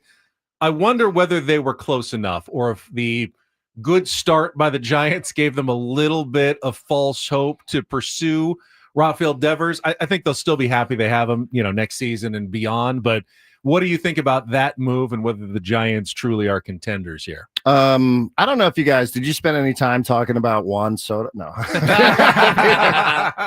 Obviously, when Soto comes here, I think it was a reminder from a couple of years ago. Sometimes these in-season trades, it just takes a while. Guys often, and I know we like to think of them as non-human beings and just avatars that are expected to play, right? Because we make trades in fantasy sports or whatever, but they are humans and their whole lives get upended. And sometimes it's a risk you take, sometimes it's a risk you take when you have a guy that just moves across the country and is now expected to start performing at a level where he was performing. And I think next day, by the way. Hey, here, go take a glove, go play that position. Every time he turns on social media, David Ortiz is yammering on about him. God, holding up his phone. Right. Look at these texts he didn't respond to. Like, whoa, of all the things that happened. Fat piece of crap. Right, look at this lazy guy. Just didn't. So, all of that, I think we didn't ever see the best version of Soto that first summer here. He was starting to get it going, I thought, in the postseason, which was great. But making those trades, that's where you run a little bit of a risk. So, they just got swept by the Marlins. Yeah. Is that right? They got swept by the Correct. Marlins. So, yes, you're right. They did trade for the contract, which is multiple years. You can't bring stars in there. They've tried everything with Stanton and the Judge. You can't get guys to go there.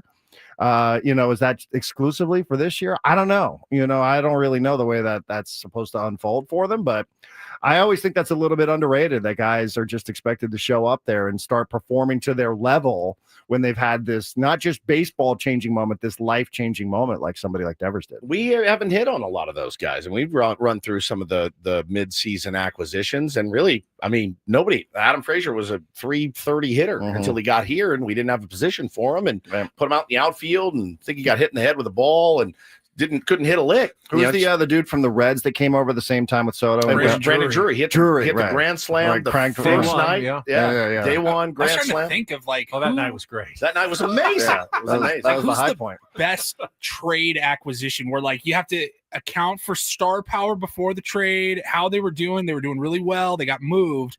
Juan And then they Soto keep was he was the most productive, but even people, there was a drop off. People here hate him. It makes no sense. There's actually no value. I'm They're like, hey, he led the team and everything. Don't care. Don't care. He sucks. Overrated. Like, all right. If the Padres Ryan went out Ludwig. Remember when Ryan yeah. Ludwig came here? It's like it totally disrupted that 2010 rhythm that they had. Fell off a cliff. Don't you feel like if they went out and just did this major blockbuster, Paul Skeens is pitching for the Padres, and all of a sudden he just drops off for the second half. He's throwing 91. You're like, what the hell? So it is a risk. It's a huge I think risk. Carlos Beltran got traded to the Astros Luis a million Ariz- years ago. Luis Ariz was pretty good when he got him. It wasn't a deadline deal, but Luis Ariz was fantastic for this team. That's a guy that wakes out of bed though and just ready to play gives you baseball. three. He had a Gives you walk off three his hits. first home game here. After they got him. It was amazing. But I don't even know like that's so far beyond what you can even scout because it's totally unpredictable. You could say, hey, listen, we saw the same thing about Devers, right? What it's going to look like in that ballpark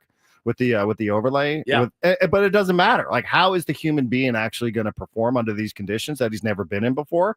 You don't even have an offseason to prepare for. It's like, it's Tuesday. You're getting set to board the plane. Oh, by the way, get your suitcase off the plane and, there's an Uber waiting for you. So, good luck in life. Imagine that. The buy low guys on bad teams that now have an opportunity, those are the guys that I like. The hungry guys that have never won a championship. Right. This whole, let's bring these guys in that have won multiple titles. That'll help. All right, maybe. Xander, whatever, fine. But the guy that's hungry and he knows I got like 3 years left. I'm playing to 1,800 people here in Chicago, and I want to win a championship, man, and I want to do it now.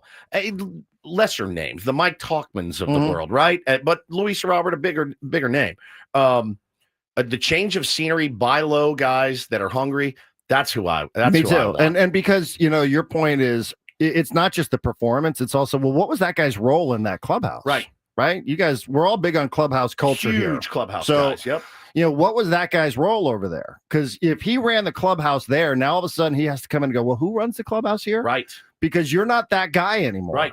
And that's a totally different shift in dynamic for players. And I think that's where AJ Preller has shown the most growth over the last decade, that he now cares about how his players are going to fit into a mix and what they kind of bring off the field as opposed to just, I love the talent of this guy. I'm shoving him into my lineup somewhere. We're just going to do it. Preller has a handful of players I've heard that he can call at random times and find them in random situations and say, what is your info on this player? Yeah. Tell me what it is. What's his work ethic? It wasn't always that way with him. No, it wasn't. no. It wasn't. But He now was- he's got some guys and some names that would make you laugh that he could call and find them in the club and be like, hey, what's the skinny on this dude here? Yeah. And he could find out some good I'll dope. tell you a quick story because I know, Darren, you got to go and Mike Shilt's going to join us. I was doing a story. Jorge is the new media guy and interpreter for the Padres that just joined the organization about a month ago. And he said, first thing, AJ was like, what do you know about the guys? He came from Cincinnati. What do you know about them? And he goes, this and this. No, he goes, I want to know all the details Give me everything. from your team. You know, like, tell me what you know. I like, he will find information from anyone everywhere all the time. He has quite the Rolodex. And people answer his call, which I think is a credit to him. One of the things that should be in the book about Preller someday. And, Woods was on these Reds early. He picked them as a potential surprise playoff team. And with Terry Francona, I think there's a big series coming up for the Padres. They're a talented team. Is it? Yeah. No, I'm just Yeah. doing the play. It's the second half now, Darren. They're all Second half starts now, baby. I mean, it is. Well, it is just because of what we said. The deadline's right around the corner. Yeah. So, like, what are you proving to not only your general manager and your coaching staff, but to your front office that might have to say, here you go. Go ahead. Get it done. Here's the green light. Love it. What answer will you give when they say, have you been flossing every day? Yes. Yeah, of course I have. At least 3 or 4 times will a you be week. lying? For about a week now. Yeah. So that my gums don't bleed. The cramming. You're Yeah. cramming for the dentist is my favorite. Once I get the reminder text that I have the appointment, I'll immediately start flossing. Yeah, get my water pick out. Yeah. And have you been flossing? Of course. Yes, I Absolutely. have. Absolutely. Darren, Can't thank you tell? so much Thank for you, coming guys. by. Thank you, This was brother. a lot of fun. Darren Smith.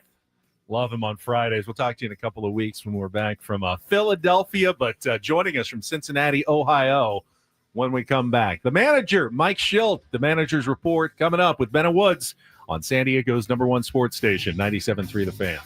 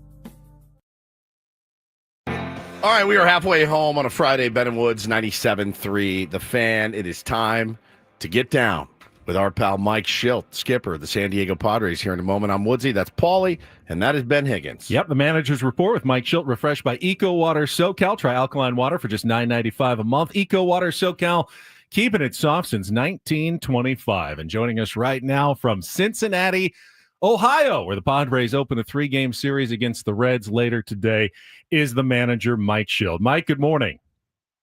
Good morning. All right, so earlier this week, you made the media go through an entire guessing game about where Yu Darvish was going to have his rehab start. Yes. Turned out to be Lake Elsinore. We had a lot of fun with that. We enjoyed playing that game. So I'm going to turn it around on you. Do you think you can guess who's going to be waiting for you in Philadelphia when you guys arrive on Sunday night after your series against the Reds? Any ideas? Any ideas? Oh, Did we lose him? we got him now. We got him back. It's a Okay. whole setup. Did you hear my Oh, guess? Sorry about that. Oh, that's all I got right. you now. All right. Here's your guessing game. Who do you think is going to be waiting for you in Philly when you guys arrive on Sunday night after your series in Cincinnati? Guess who?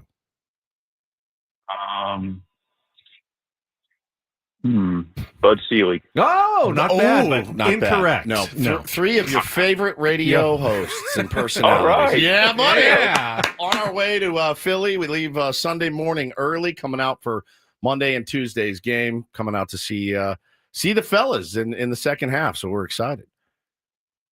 That's awesome. Yeah, we're little vacation for us, but we wanted to include some Padres baseball in that. So when you see us, don't be surprised. Because we're gonna Look forward to it. All right, we do too. I wanted to see, Skip, if you could walk us through something real quick. Your favorite. So I was looking at Twitter the other day, and a lot's happened since we last talked to you. It's true. Series with the Dodgers, all that fireworks. It gave us no shortage of things to talk about. But the thing that really jumped out at me was a little clip from AJ Pierzynski that was talking. I guess you and him had caught up, and you talked about having to serve your 1-game suspension. And I did not know this. They actually they lock you in your office, or they have a proxy there to watch you to make sure that you're not managing the game from your office. Is that standard operating procedure? Is that something new? That's pretty standard. And just to be clear, I mean, I wasn't shackled in my office. I watched a game with Josh Stein and Alan Craig and Adam Esker. And so, there's already a multiple Major League Baseball representatives that are in charge of game operations that are policing the clubhouses for any and all kind of things. Sure.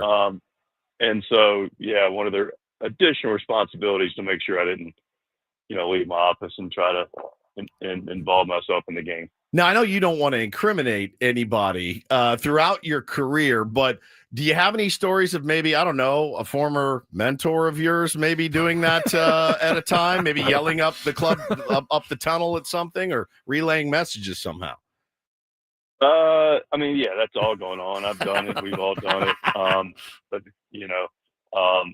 that's kind of I don't know about fun, because those situations you get yourself in can be a little compromising and not as fun. But it's the intrigue of the game. That's kind of behind the scenes. That's the nuances of the game that are kind of cool and quirky. But based on where the game's at now and how they've had to police the game with all the things that have unfortunately gotten to the game that are a little bit more white collar in the form of espionage.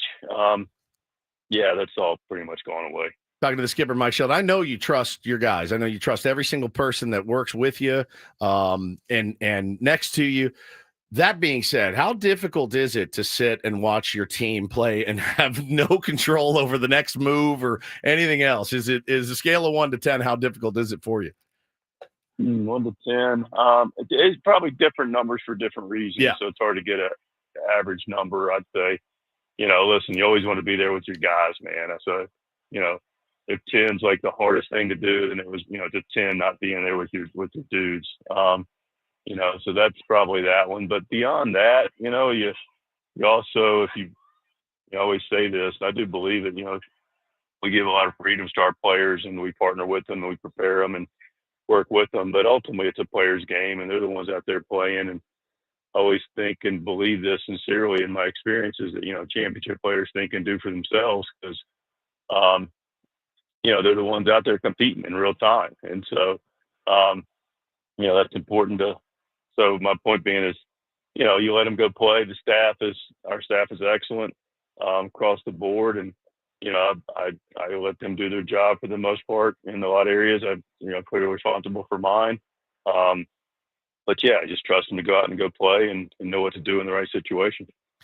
We were talking to Jesse Agler earlier this week, and I hope you like Jesse. He's such a sharp guy and does such Jesse's a good. Great. Jesse's really great, and he was talking about how in baseball, kind of his theory. He said, I don't know that I bring this up to Mike Shildt, but you can look at the schedule in January and go, a month like June with 26 games, 27 days, all that travel.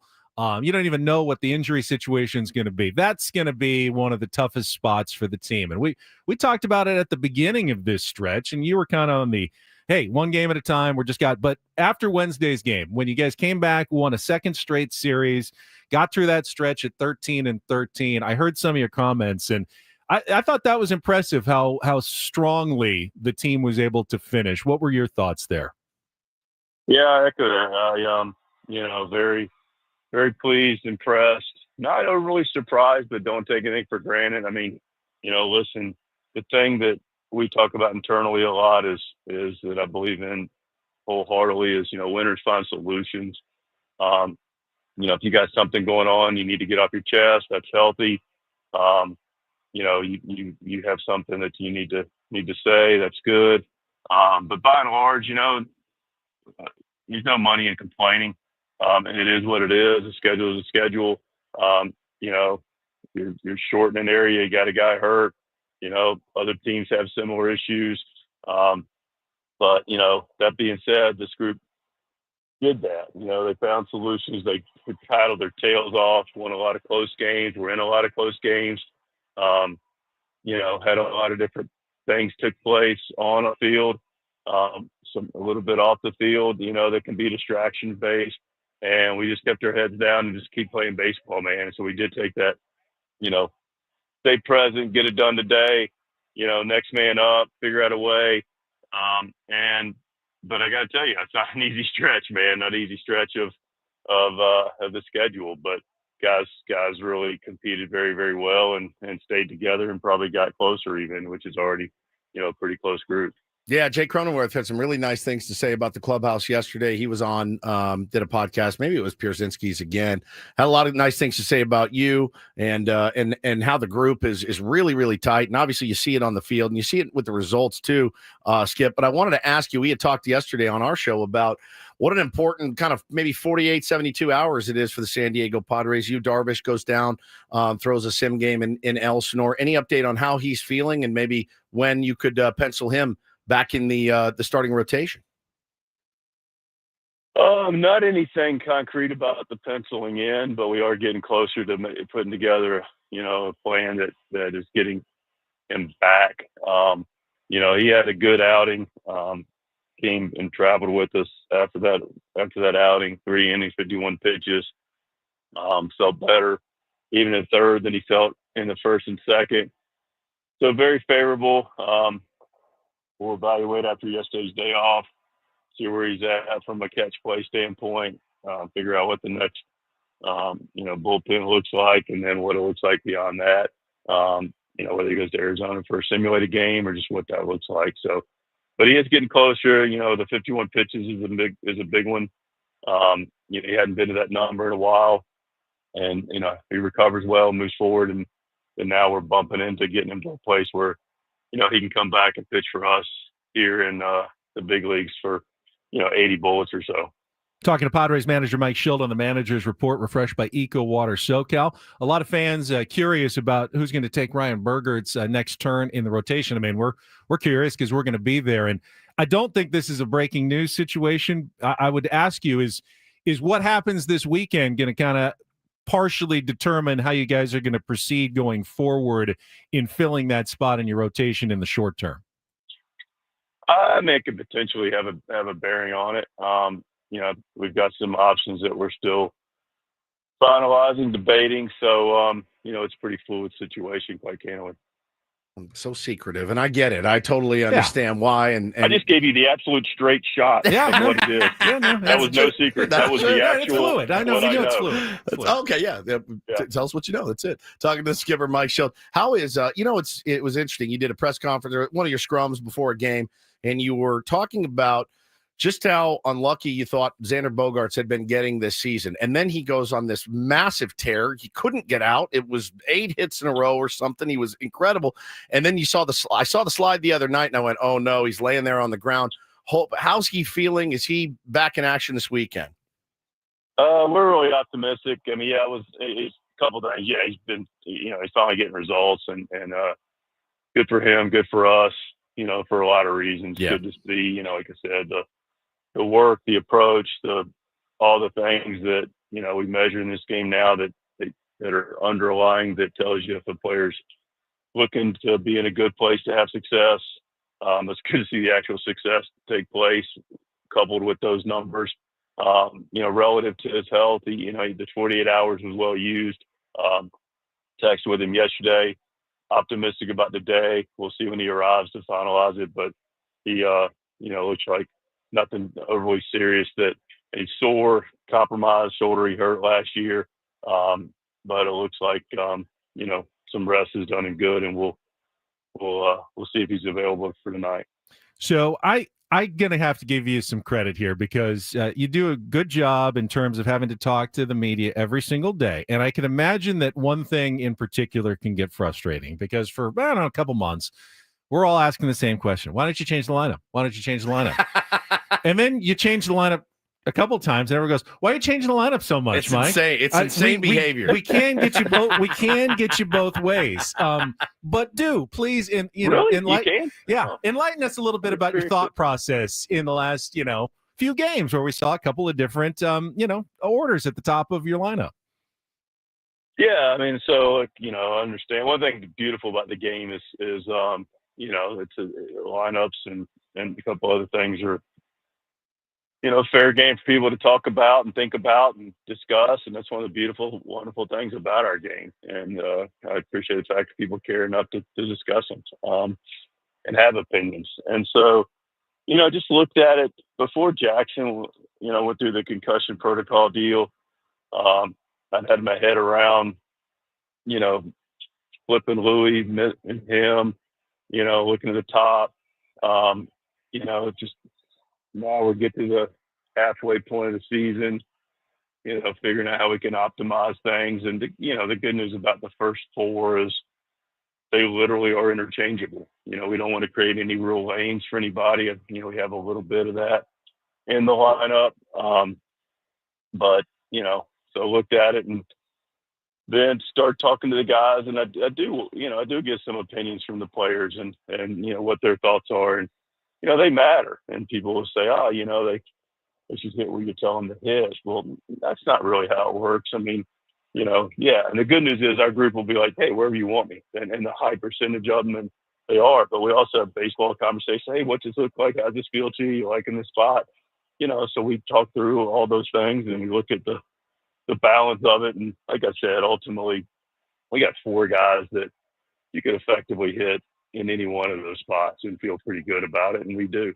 Yeah, that's interesting because you say that you want to listen to what your players say, and it's not. I think it certainly makes sense that you want a guy to feel as comfortable as possible. You want him to be honest with you and tell you that you don't want him to lie to you and go, yeah, I can hit just as well in any spot, when he truly feels comfortable in maybe 1 or 2 different places in the order. That's exactly right. Yeah, I don't think I know that communication is really important. I feel like just in general, people recognize that not everybody in a team setting, regardless of whether it's on a Major League Baseball team or on a corporate team, or you guys have a team clearly, and not everybody's going to get what they want, including myself. So, but the healthy thing is there's discussion about it. People get to feel heard, their opinions valued, come up with what we think is the best for the Padres, and then we go execute. Well, Mike, good luck in Cincinnati. I'd say see you when you get home, but we'll see you before that in Philadelphia on Monday. Looking forward to it. Yeah. You guys be safe, man. Look forward to seeing you. Well, thanks, We will. Skip. Mike Shildt, Manager's Report, refreshed by Eco Water SoCal. Try alkaline water for just $9.95 a month. Eco Water SoCal, keeping it soft since 1925. Oh, Shilty. We got some stuff to talk about. Do you want to still get to Take on Woods when we come back, though?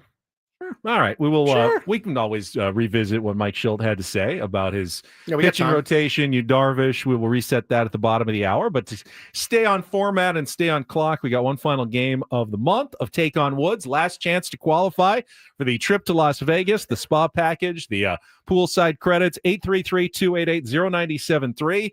833-288-0973. We'll get to our game and then the rest of Ben and Woods on a Friday coming up on San Diego's #1 sports station, 97.3 The Fan. But first, let me tell you, this weekend, if you are in the market for a new car or truck, probably, look, anytime you have to buy a new car, you're like, oh boy, it's an undertaking. Sedano Ford will make it as easy as they can for you. That's a real important priority over at Sedano Ford. My man, Manny Sedano, local veteran-owned dealership.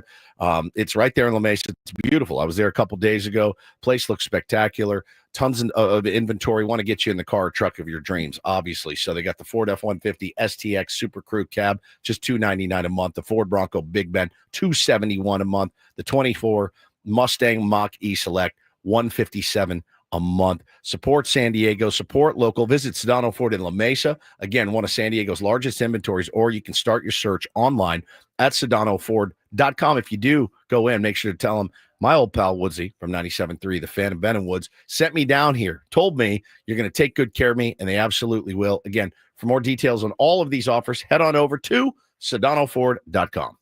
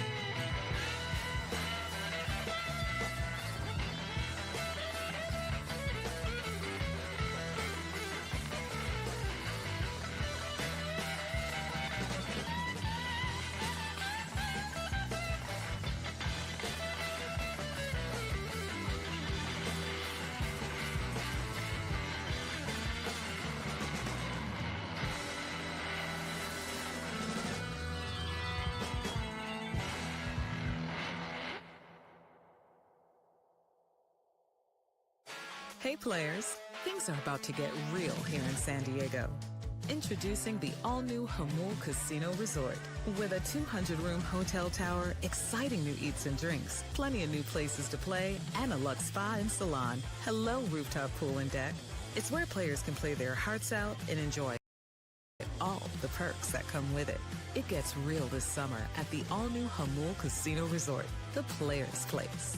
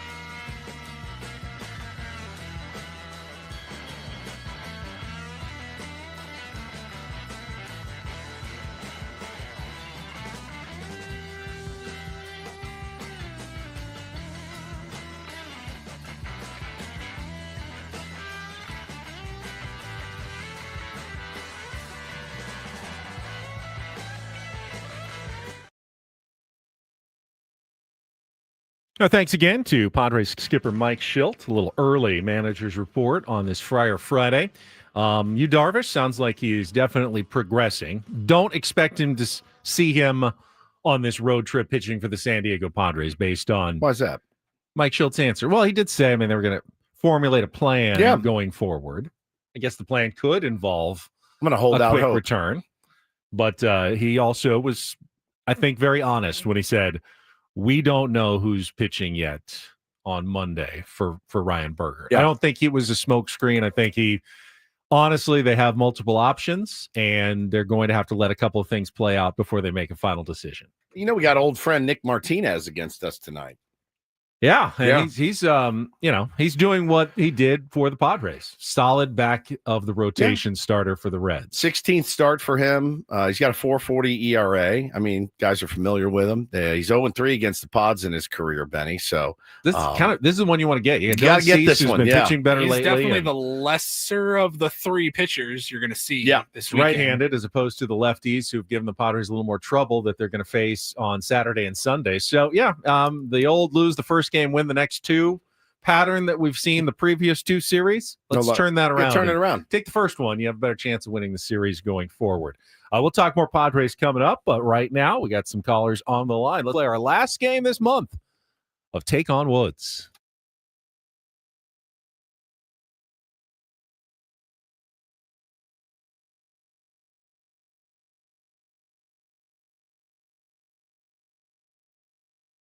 Last chance to dance. Take on Woods is brought to you by Bay Alarm, security and fire alarms for every business. We got you. Let's go. Last one. Let's go with Todd. You there? Yeah. Todd, Good morning. You ready to play Take on Woods? Yes, I am. Are you hoping to get a free Better Buzz gift card out of it as well? Hopefully. You already got one. $50 Better Buzz gift card just for playing this Only week. because you asked so nicely. Just because you asked so nicely. Make sure you check out their Summer Flings menu. Try the coconut best drink ever. It is awesome. And the Blue Crush and OG Deluxe acai bowls, betterbuzzcoffee.com. Paulie will get you $50 gift card either way at the end of the game. But to qualify for the trip to Las Vegas, you need to beat or tie Woods in our 5-question musical trivia challenge. If you do, we will put you into the drawing coming up here in the next week for 2 nights at Resorts World, 2 spa passes at the Awana Spa. It's huge. And food and beverage credits at one of their 5 elevated pools on the Strip. All right, here are your categories, Todd. We've got time is of the essence. It is a 2-second category in which time is the key word in all 5 songs. We've got All White Now, which is 5 song titles that include the word white. And now we also have White Sail, which are 5 bands and artists that include the word white. So time is of the essence, All White Now or White Sail. Todd, which one is it going to be? Let's try Time of the Essence. Time is of the essence. Time is of the essence. All right. We have an all 2-second song category today. So listen very carefully. You're going to get 5 little pieces of music. You need to identify both the song title that includes the word time and the artist for each one. And then Woods will go. We'll compare scores. You beat a tie, and we'll put him into the drawing for Las Vegas. If you don't know one, say pass. We'll come back to it if there's time left on the clock. Probably you got all your files ready? All right. Todd, we're going to put 60 seconds on the clock. The category is time is of the essence. Your time begins when Paulie plays the first song. Good luck, Todd. Let's take on Woods.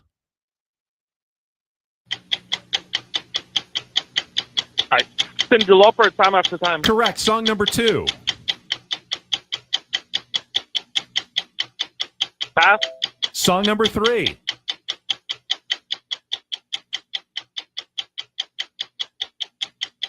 Pass. Song number 4.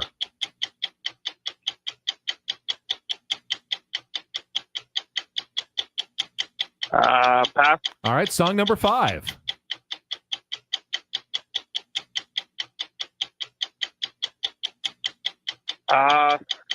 Summertime. Incorrect. Let's go back to song number 2. You got the first one so fast. No. Song the number next one. 3. Song number 3.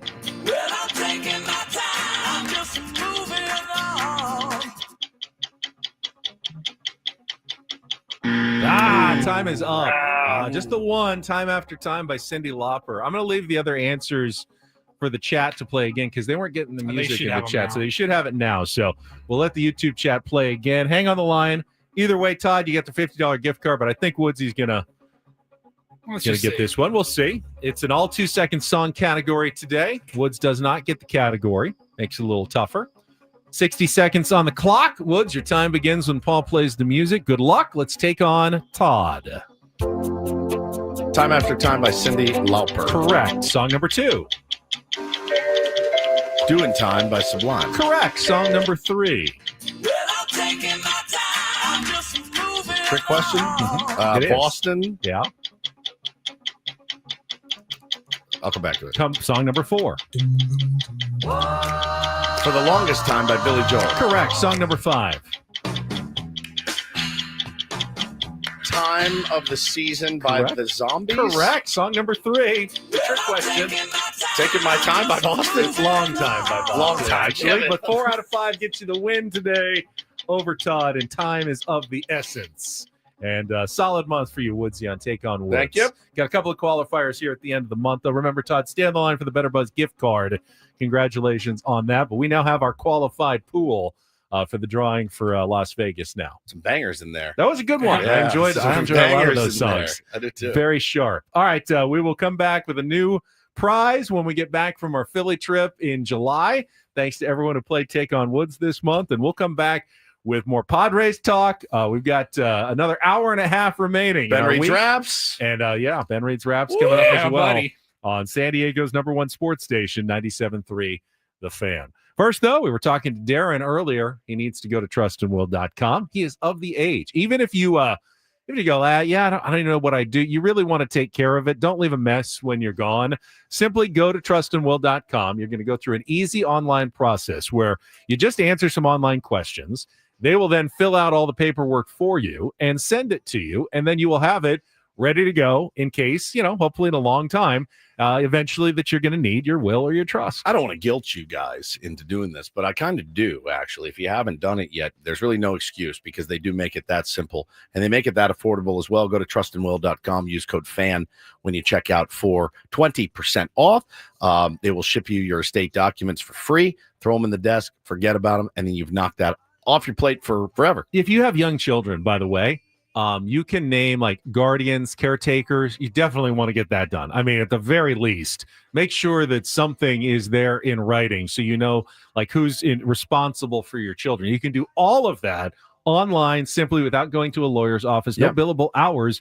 Just go to trustandwill.com. Use the code FAN at checkout for 20% off. You got Taylor, by the way. I do. Yeah. He's not going to be happy about that. He's not at all. Neither are you. Man, that's a sitcom in the waiting. He's all yours. Go to trustandwill.com.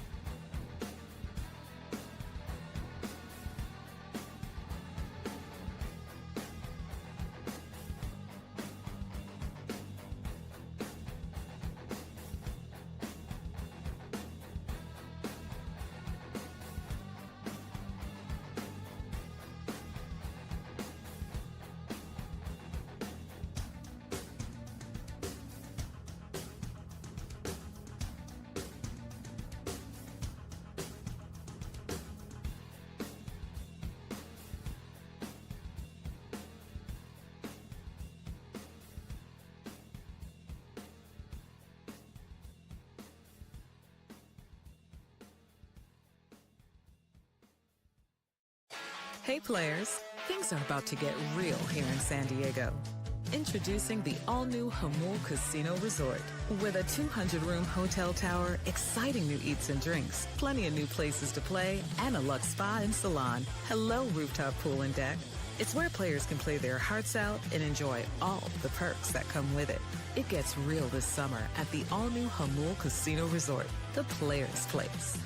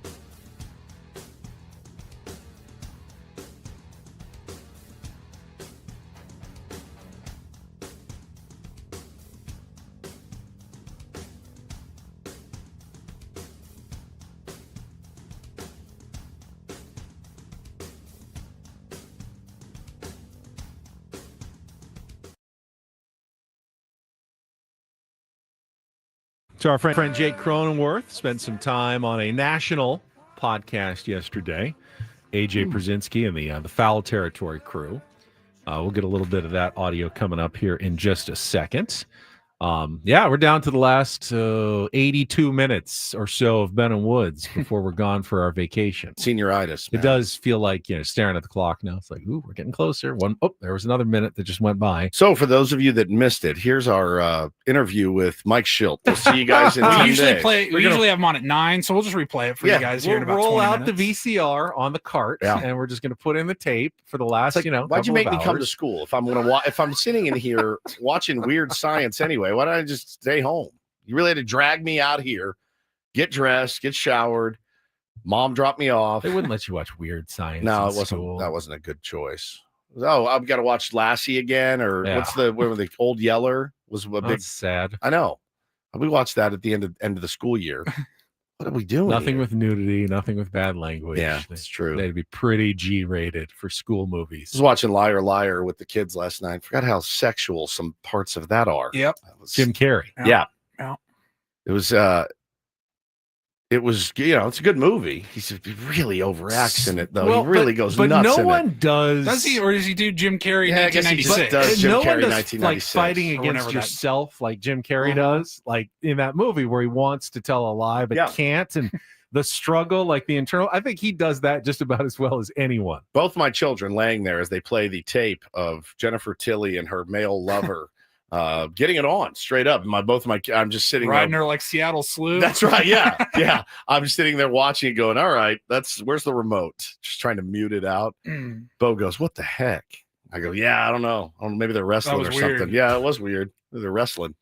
It's awful. It's the worst feeling when you're a parent. You're like, all right, I got it.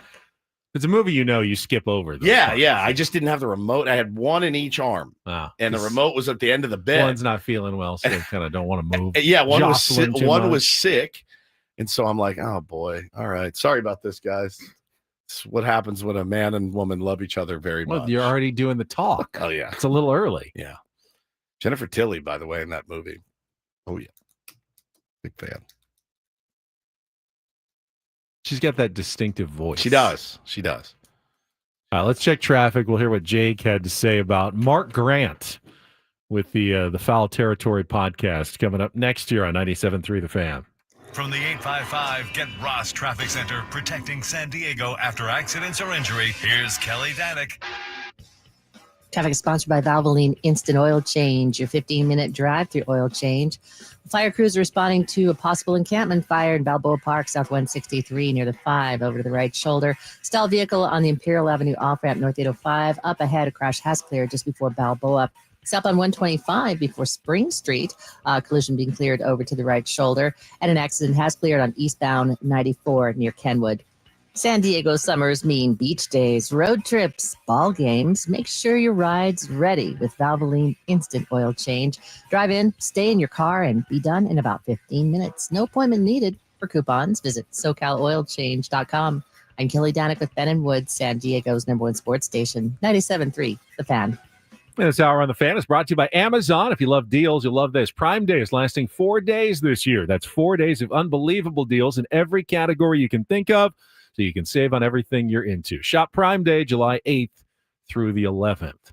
So I'm assuming Jake was in his hotel room in Cincinnati yesterday. Yeah. When he joined the Foul Territory podcast.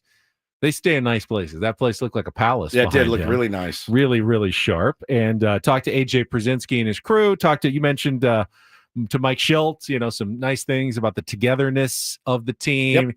Talked a little bit about the Padres-Dodgers rivalry and how it's more like they want to beat them really badly. Yeah. They don't hate them, but they really, really want to beat them when they play those guys. And the Dodgers seemingly feel the same way. Yeah, Mookie had Jackson Merrill on his podcast. He said the same thing. He said, we just want to win. We want to beat you guys, and you guys want to beat us. And yeah, it's similar. I mean, look, I think for fans that want a little more bloodlust, you certainly got some of it, but it was mostly between the managers and Dave Roberts' violent outburst against our skipper, the innocent Mike Shildt. So much intent. It's just intent behind it, and it's disrespectful, sinister, and all of that. And so, but yeah, I grew up in those Yankees Red Sox years where it's like, no, somebody may die today on the field. Pedro Martinez is throwing 98-mile-an-hour seeds at guys' heads. He's throwing down elderly men onto the ground. Don Zimmer.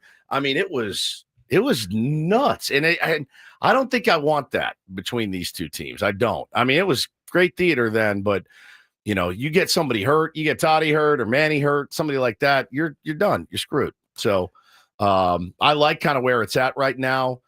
The games are intense. They're fun when you come out on the winning side of them, certainly. But yeah, it's a different animal. There was a humorous moment, though, when they asked about, just a certain quirk from the television Padres broadcast. And I hadn't heard Jake ever talk about this. Me neither. And I felt like maybe I missed something. Like I've heard this referenced over and over, and I'm like, I must have missed Me this. too. I thought the same thing. But when apparently it we happened. didn't. Our chat, they said, why does Don Arcillo call you adorable little second baseman? Our adorable little second baseman. No, it's Mud Grant. Why does he say that? I don't know. I ask him about it all the time, and he has no good answer about why it is. And he comes in the clubhouse and he's wearing his bucket hat. He looks like he's on the TV show Gilligan's Island, so I call him Gilligan. But I don't know that he said that last year in spring training, and I was like, what does that even mean? No one wants to be. I mean, if you're a grown man, I don't think you want to be called adorable. Sure, I do. You do? Yeah. Adorable. Yeah. That guy's adorable. Does that imply There's a little bit of a negative connotation there. I wish my wife kind would of call small, me though? adorable. Doesn't adorable imply kind of a Cute little small, bub. a little undersized? Yeah, maybe. Because it's an adorable little second baseman, too. That's Little. a double. It's true. That's a double, like adorable little. Makes him sound like a toddler. Kind of, yeah. I don't know where that stemmed from, and every time Mud says it, I go, I must have missed a game or something, or an inning or something where I'm trying to think. You wouldn't call like Joe Musgrove or no. Jason Hayward was a big dude. No, Maldonado. You wouldn't call them adorable. I think Tyler Wade's adorable. He's kind of a smaller guy. But I mean, adorable. Luis Ariz rankings? is adorable. Yeah, smaller. His little first baseman's glove. Yeah. His baseball pants. Yeah, Dylan Cease is tall, but he's somewhat adorable. Yeah, I'll give you that.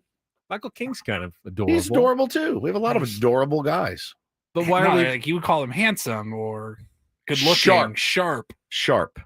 Anybody, I think, can be sharp. I'd I rather do be think the sharp than adorable. I adorable. think I'd rather be sharp than if adorable, Jake's too. 6'4", I don't think Mark Grant's calling him adorable little second baseman. Yeah, it sounds like it bothers Jake a little bit. It does. It sounds like it does. I'd be careful if I was Mud going forward. He might want to come up with a different nickname. They have a lot of bits sometimes, and I go, I must have missed something. It's hard to follow all. The Jimmy Grant is the best. There's nothing better That is than Mud's amazing. brother, Jimmy Grant. And every year, I don't really like playing the Nationals now for obvious reasons because we have to hear about that stupid trade again. But the Jimmy Grant, Mark's brother, it gets me every single time. Every time they flash to that guy in the dugout, I start dying laughing, and then Don starts laughing. It gets me every year, and I look forward to that. I'm trying to now. Do we have any idea what his real name? Yeah, they say it all the time, They and do say it I don't sometimes. remember. But it could be his He twin. does, like without the glass. I mean, it could definitely be. It's identical. Mark Grant. Yeah, it's so funny every single year. Every year. So, Jimmy Grant. Speaking of the Dodgers and the Padres rivalry, there is one last rivalry to determine here before the All-Star game, and that is who will start at third base for the National League in Atlanta in a couple of weeks as they announce the final voting, and it's going to come down at third base to the leading vote getter, Manny Machado, and the number 2 vote getter in the National League, Max Muncy. I absolutely detest this bit. I detest it. Who had the most votes, Ben? Manny Machado. He's your By a starting third wide- baseman. Wide margin. What are we doing here? It does. So I understand, kind of why they do it. Why? I think they're trying to mitigate the advantage of the big market teams a little bit. By giving the second biggest market the chance to stuff the ballot I think box? the idea is that, yeah, the Dodgers are going to get tons of fans and people voting, but once we get someone against a Dodger, the rest of the country can jump in and vote for the non-Dodger and try to get some into the game. In this case, though, I hope it doesn't end up hurting Manny because he finished so far ahead of Max Muncy. It's like maybe it shouldn't even go to a second vote. Muncy, of course, has the recency bias of hitting like 2 grand slams. Manny's numbers are still way better than Muncy's over the course of the season, but Muncy's kind of caught up a little bit in just the last week by hitting 2 grand slams and driving in, 15 runs or whatever he has. Doesn't make him more of an all-star. Obviously, Manny has a gigantic advantage defensively and just in the skill that he brings to the ballpark. But Manny's the only Padre who made the final vote for the All-Star game to be a starter in Atlanta. I don't like it. Also, fine. Just send Muncy. At this point, All-Star games, I love the All-Star game. The actual game. I love the home run derby. I'm a big fan of it. But this, the voting part of it has really turned me off in the last couple of years. It's not an interesting conversation to me. Yeah, man, just let the 7 Dodgers go start and we'll call it a day. And Dave's going to be their manager. If I'm Manny, honestly, I want him to be named an all-star, but also a week off for Manny Machado would be actually better than playing in the all-star game. But he deserves it. I don't know. The Dodger for me that kind of bothered me more was how Teoscar Hernandez was second in the outfield vote. I have less of a problem with Andy Pages actually getting in. He's also one of the 6 finalists. Fernando Tatis Jr. was not. Yep. He finished 8th in the voting, so he will not be starting or perhaps even going to the All-Star game, which would be a real shock considering the start that he got off to this season. His numbers still look pretty good. I think his WRC plus 129. Yeah, I mean, he's still got all-star. He still has all-star credentials, but his path to the all-star game all of a sudden has gotten a lot dicier after not making the top 8 in the vote among the fans. Perhaps the players will have a different vote because they also vote, and if the players runner-up, if the player's choice is already going, then the player's runner-up also gets to go. I wonder how that will work in the outfield. Yeah, I would love a week off for our players, honestly, to try to make a deep run into October. Corinne wants to know any news on how stupid the uniforms will be this year. Actually, They're going back the old school way. So they'll be wearing their jersey. See, I've been out on the All-Star game for a little while now across all sports. It's kind of lost its luster to me. The other sports are even more of a joke than MLB. But the uniforms, That at least gets me to at least tune in and check them out. Isn't it wild that's what that we grew up with? We're excited watching uniforms that we see on a daily basis. Right. We're more excited about that. Oh, look at him. He's in his uniform. Yeah, it's the same one he wears for 162. It's not getting to see the uniforms that we always see. It's getting to see the mishmash of all of them together at the same time. I loved that. The part of the game of everyone wearing different uniforms, because it's the only sport where you can do that. If you tried that in basketball, no one would know who to pass. Wait, is he my teammate or is he on the other team? Yeah. In football, it would be an absolute disaster. You have to wear the same colors because you wouldn't know exactly who's on your team. And in baseball, it's quite obvious who's on your team and who's not on your team. So it doesn't matter what they're wearing out there. Yeah, I mean, there's so many guys on the team, for us that you look at and say, these guys are probably deserving some bullpen arms, certainly. But man, I'd rather have those guys kicking it for a week, getting their body and their mind right for a big second half. I'm curious now, if you're starting to sour on the All-Star game a little bit, is there any thought in your head of that debate of when to do the World Baseball Classic? Like, could they do it at least every few years in July? Like maybe even more extended break than just the 4 or 5 days. Yeah. Like a 2-week break in the middle of the season.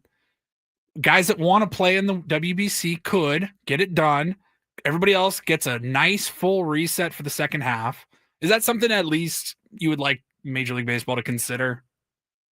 I don't know that there's a right answer. I'm not sure either. Because at the beginning of the year, when guys aren't ramped up, they're going out and throwing max velo. It would be such a disadvantage for the guys who are pitching and playing to do that where everyone else is getting the time off. I just don't know.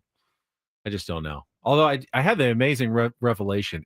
Are uniforms in baseball the biggest eyewash thing that is?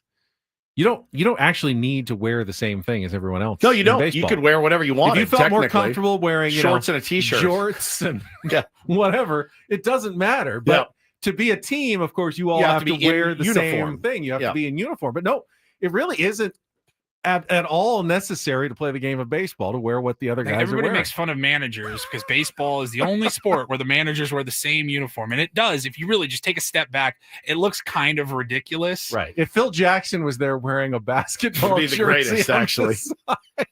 Shorts. But like, how weird would it look if Shildt was just wearing like a Padres t-shirt and like some joggers? I don't know that it would look all that different. It would take some getting used to. They wear the pullovers, and it always looks sharp. I mean, in the old days, but the pants Connie is what Mack gets me. Would wear a suit. In the old days, the managers would dress up for the job.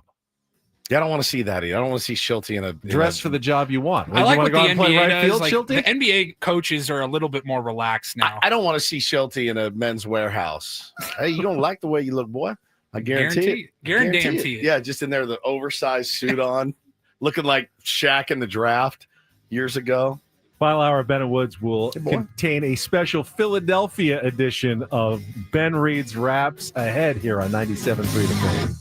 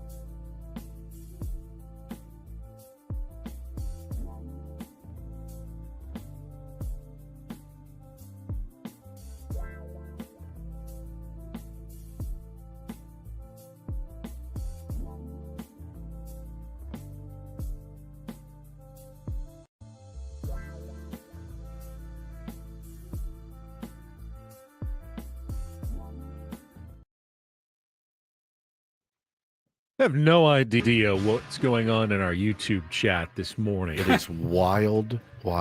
But everyone's user's name is totally messed up. At least most people's are. Like random numbers thrown on, names changed, and we have no clue. People like this morning, right when the show started, they're like, hey, what the hell's going on with the YouTube channel? Sorry about I don't know. I didn't do it. I think maybe Google's having some issues. Yeah. Little glitch. YouTube glitch. It's weird though. It looks like spam bots in there. It's wild. Constantly. Everybody's a spam bot today. It's very, very strange. Sorry. Appreciate you sticking around despite the thank you. The username difficulties this morning. Then every once in a while, someone's just their regular name and just randomly is fine. So yeah, we've got no idea. This is not Paulie's fault, even though he's also our technical director, in addition to being our executive producer and design director here at 97.3 The Fan. This is not a Paulie Reindl issue. So you put up an Instagram post yesterday. Me and you really have been killing it with the social media for our clients. Hashtag sponsored. Hashtag sponsored. It was nice of Better Buzz to come in and bring in the samples of their good stuff now this week. Now people understand why Paulie runs. If you saw your Instagram and my reel. What was wrong with my Instagram post? It was wonderful. There was so much to unpack from it. So, yes, it even gave me a suggested song that I could just put in. So I just went with the suggested. You did. And what was it?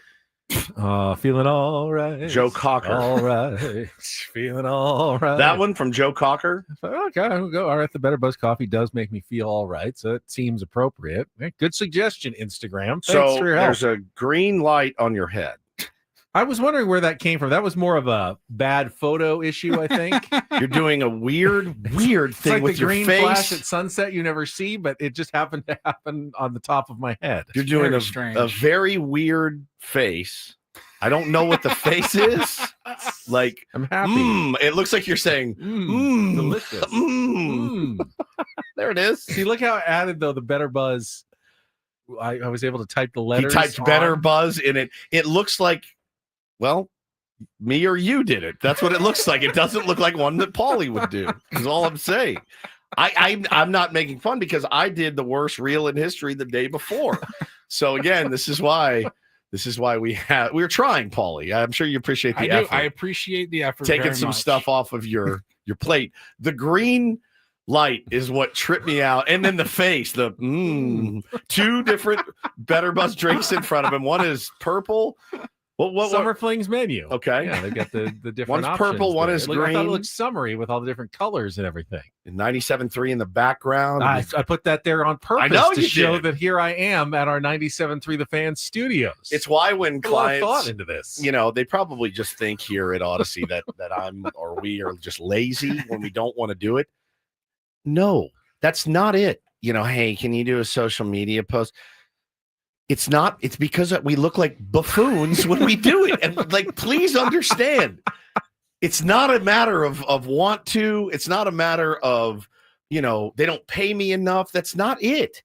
It's we don't want to look like jackasses. And we absolutely do. I think we're comparing ourselves a lot nowadays, especially on social media. There are a lot of feeds where that's like the full-time job. Of course. Now. And they're going out and they're putting in 8, 10, 12 hours a day, crafting, engaging posts that they want to go viral and, spreading content. They make money from it, tons of money. It's about food or golf or whatever. Those are things that are in my feed and they're making money off it. That's their job all day long. Yeah.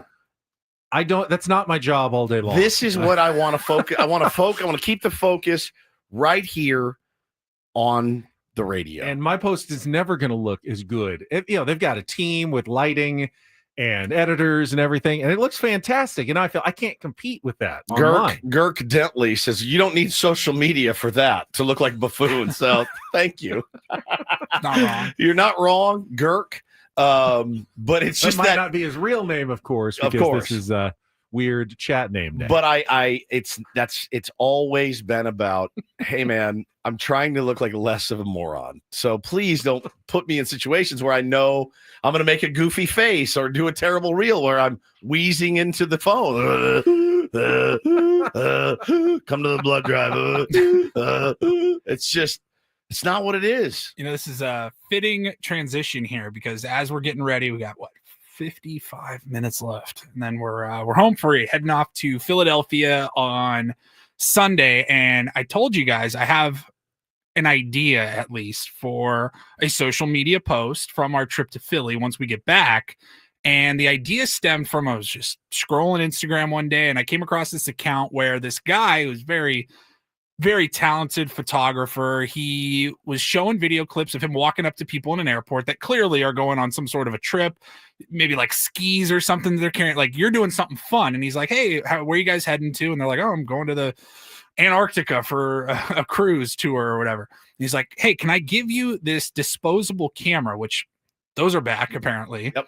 Can I give you this disposable Kodak camera and a self-addressed envelope? You take as many pictures as you can with this film on your trip, throw it in this envelope, send the camera back to me, and then I will develop them and turn them into a cool video for you guys. And they're like, sure. And the videos look incredible. Yeah, it looks so it's well done. insane how these cameras that were like $6.99 back in the day, they look so good still. Better than your iPhone even in some, depending on how you want to view it. Oh, my iPhone that looks like it's covered in sunscreen. Yeah, these are going to be better. So yes, so I have way better. obtained Nice. 3 of Oh, you these got 'em. Kodak disposable cameras for us, and we'll each get to we'll see Philadelphia through our own lenses. And you'll put it all together And then at I'll the put end. it together when we get back, because I think when you take them to like CVS or Walgreens, you can get them digitalized and on a thumb drive Nice. or a Google link or I something. like that. After the segment, do I throw this back to you so I don't forget it and you make Yeah, sure that probably a you good bring idea. it? That's You want me to smart. bring Yeah. it for you? Now, here's I'll the thing. get it. I'll get it. You guys remember, you could go to any store and get a disposable camera for a trip. It was like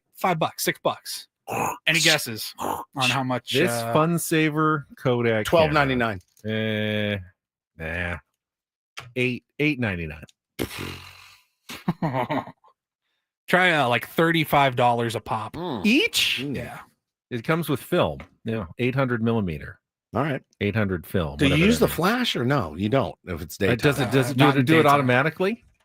If everything old becomes new again, I want to bring back the ones where you have to put the hood over and you've got the big, you hold up the big flash. You wanna like wear a old hood? Stuff. No, you know those. You know how they used to do pictures and they get the camera under the big giant. Read the room, Ben. All right. I want to wear my hood again. I'm not walking around with you in Philly. No, it's gonna be scary. Yeah, the one bulb Manual flash. Yeah, I can't wait. So we have to decide whether or not we put the flash in. Yeah, your iPhone does that for you. I've gotten used to the Yeah. iPhone making that decision for me. All right, excited. I am. When are we wrapping here? No. Okay. No, What we're next doing here? segment. We're taking a look at the Padres Talking about series social against the media. Cincinnati Reds. Coming up, starting tonight, 4:10 first pitch. 3:10 EcoWater SoCal pregame show with Sam Levitt. We mentioned Dylan Cease going to face old friend Nick Martinez in game 1 of the series. I do believe we are normal on the broadcast this weekend. After a couple of weekends of Apple TV and Fox, I think we're back to a normal schedule. Tomorrow's game is kind of early at 1:10 p.m., so Okay. like 4:10 in Cincinnati. Randy Vasquez pitching against Andrew Abbott, the lefty. And then a morning start on Sunday, game 3 of the series, Stephen Kolek against Nick Lodolo, another lefty at 10:40 a.m. So 3 different start times is definitely something to keep an eye on because it gets confusing to keep track sometimes in the baseball season. Yeah, man, Reds are a really, really interesting team. They have one of the game's most dynamic players in Ellie De La Cruz. Now, with the dynamic aspect that he brings, I was watching a play the other day. He'll make an error or two at short, Benny.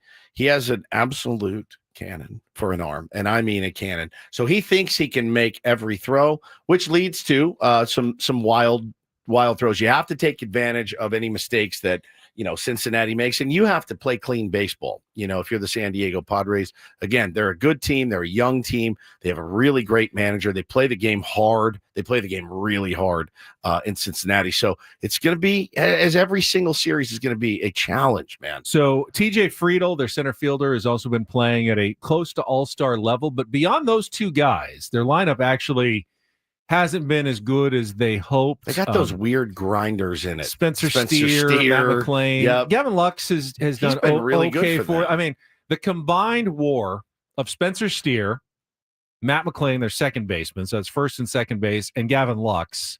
And if you want to throw in their third baseman, Santiago Espinal, the combined WAR of all 4 of those players is -0.6. Wow. So they're really not getting a lot of production outside of those top two guys in their order in Ellie De La Cruz and TJ Friedl. Now, we just saw a Washington Nationals team that did some surprising damage, at least in the first game and a half of the series, in the bottom of the order to the Padres rotation. So that's something to keep an eye on. Definitely you got to be careful with De La Cruz.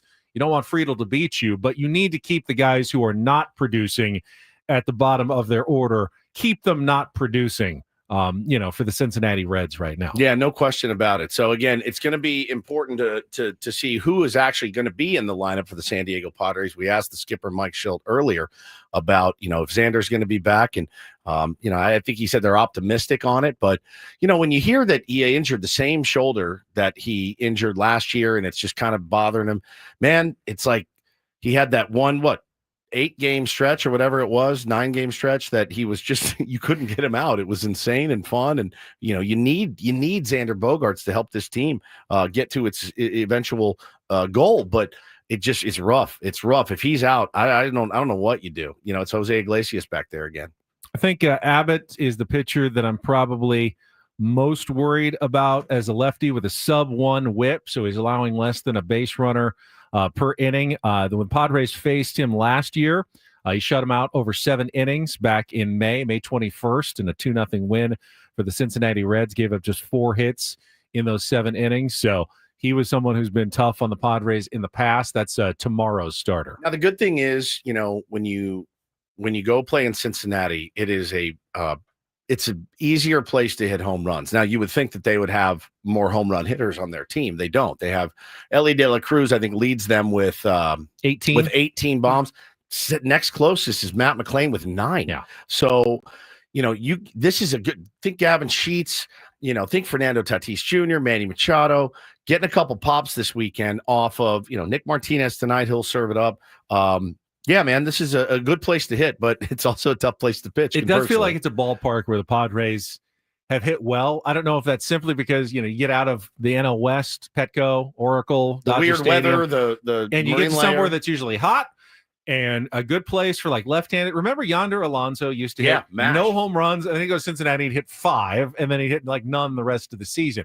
It is a good place. Even Luis Arraez can pull a home run in Cincinnati. So it is a place where you can kind of get going offensively, and that's something that I would love to see from the Padres in this series. We will not be seeing former Padre legend Connor Joe here for a very, very short time, local boy.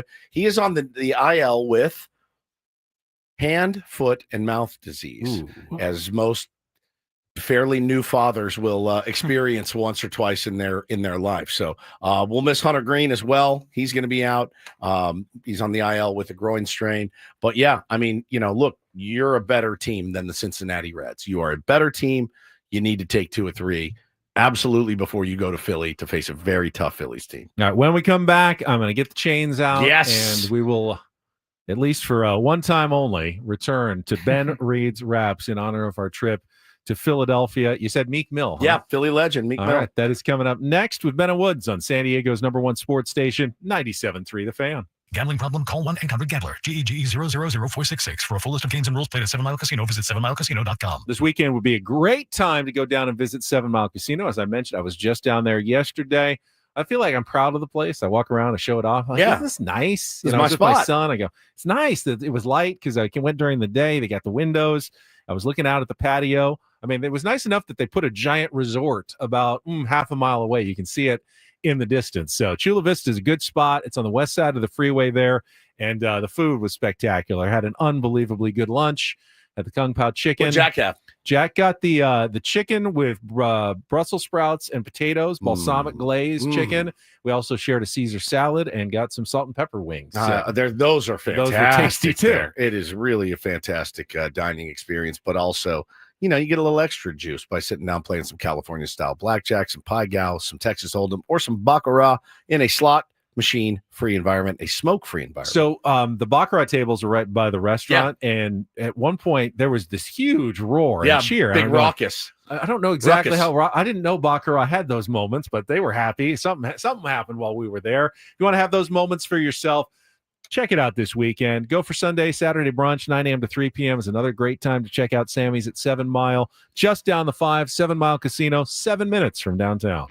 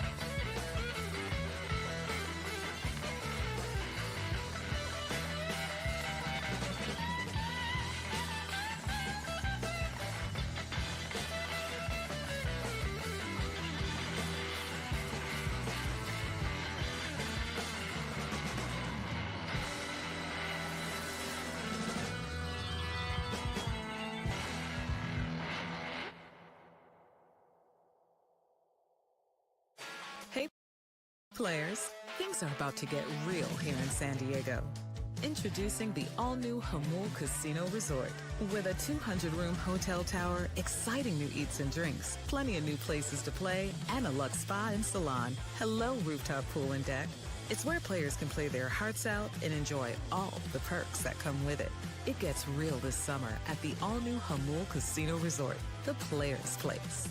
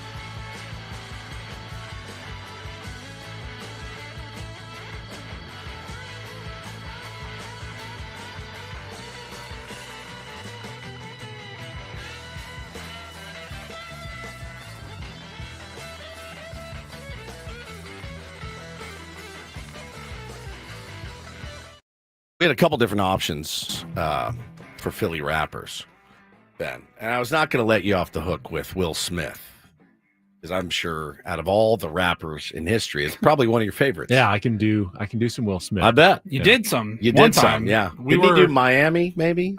He's getting jiggy with it, I I'm think. getting jiggy with it, of course. Because I have him going, bicka bow, bow, bow. Which I'm sure he actually enjoyed when he You know what it was? heard it. You and I were out at Fantasy Camp. Yep. Fantasy Camp, doing the show in Arizona. He was still here in studio on a Friday, and we said, all right, Ben, you can pick the song since we're not there. So that's what he picked. And this SOB picked Yeah, Will Getting Smith. Jiggy with it. Very on brand for you. God. Paulie, are we ready?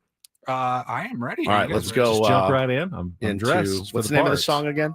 This is Going Bad by Going Meek Bad Mill. By Meek Mill. Ready? Ready. I did not see the lyrics until I hand them First to time. him across the room. Got glasses, just to be sure. Here we go. Whoa, whoa, oh, whoa, whoa, whoa. Ah, I could fit like 80 racks in my Amiris. 80 racks. Me and Drizzy back to back. It's getting scary back to back. If you, Evan, with my ops, just don't come near me. Get out of my way. Put some bands all on your head like Jason Terry. Oh. Richard Milley costs a Lambo. That's a Lambo. Known to keep the baddest bitches on commando. Salute. Every time I'm in my trap, I move like Rambo. Extended. Ain't of neighborhood in Philly that I can't go to. That's a Fendi. For real. She said, "Oh, you rich, you rich, rich. I graduated. Call me Big Fish, ballin'. I got Lori Harvey on my wish list. That's Lori. That's the only thing I want for Christmas. True story. Ooh. I've had my way out here. Yeah, know the facts. Facts. You ain't living that, as you say. Yeah, we know that's cap. That's cap. You ain't got to ask me when you see me. No, I'm strapped, Bert. DCOVO, we back again. We going plat. Oh. Very well done. I mean, you didn't miss a beat from how you used to do it. It was perfect. It's been a while, but it's kind of like riding a bike.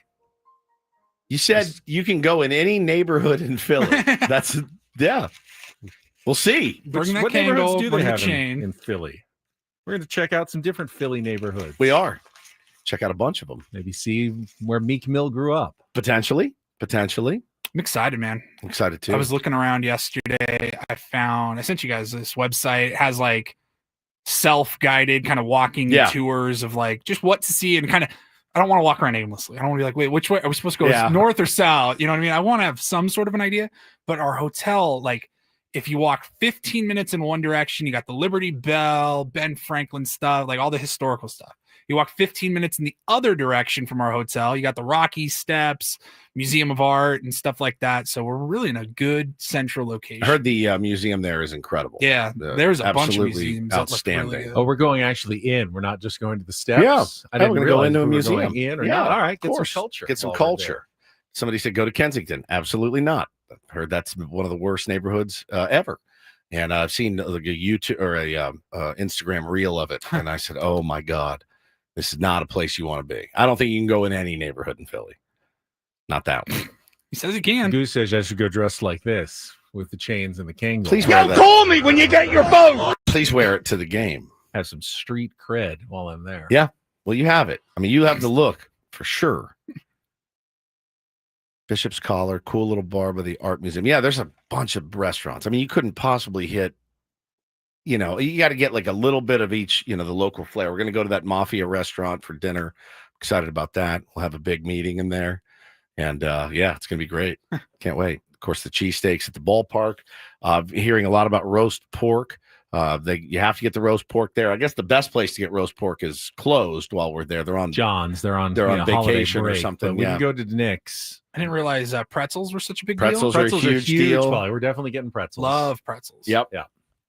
Beer, it's kind of wasted carbs and calories, but you got to do it. I hear they're really good. good. They're incredible. When we're on a walk or something, so if you feel a little bit better. Yeah, all we get here are the like frozen pretzels that are just microwave. They make them like fresh and good in Philly. We're not going to Pat's or Gino's. We've already heard, all of the horror stories. We've got better recommendations. Yeah, I can't wait, man. It's going to be fun. It'll be a long flight. We will not be taking the train. We're going to see our buddy I John thought we Marks. were waiting and deciding at the moment, like what makes more sense. No, we're taking an Uber. It's going to be a 6-hour flight. It's going to be 100 degrees or dumping rain. We're taking an Uber. There's a roof on the train. You take the train all you actually want. Could probably stay drier on the train. You probably have to walk out somewhere to get the Uber where the train's right there in the terminal. Pretty sure it's covered.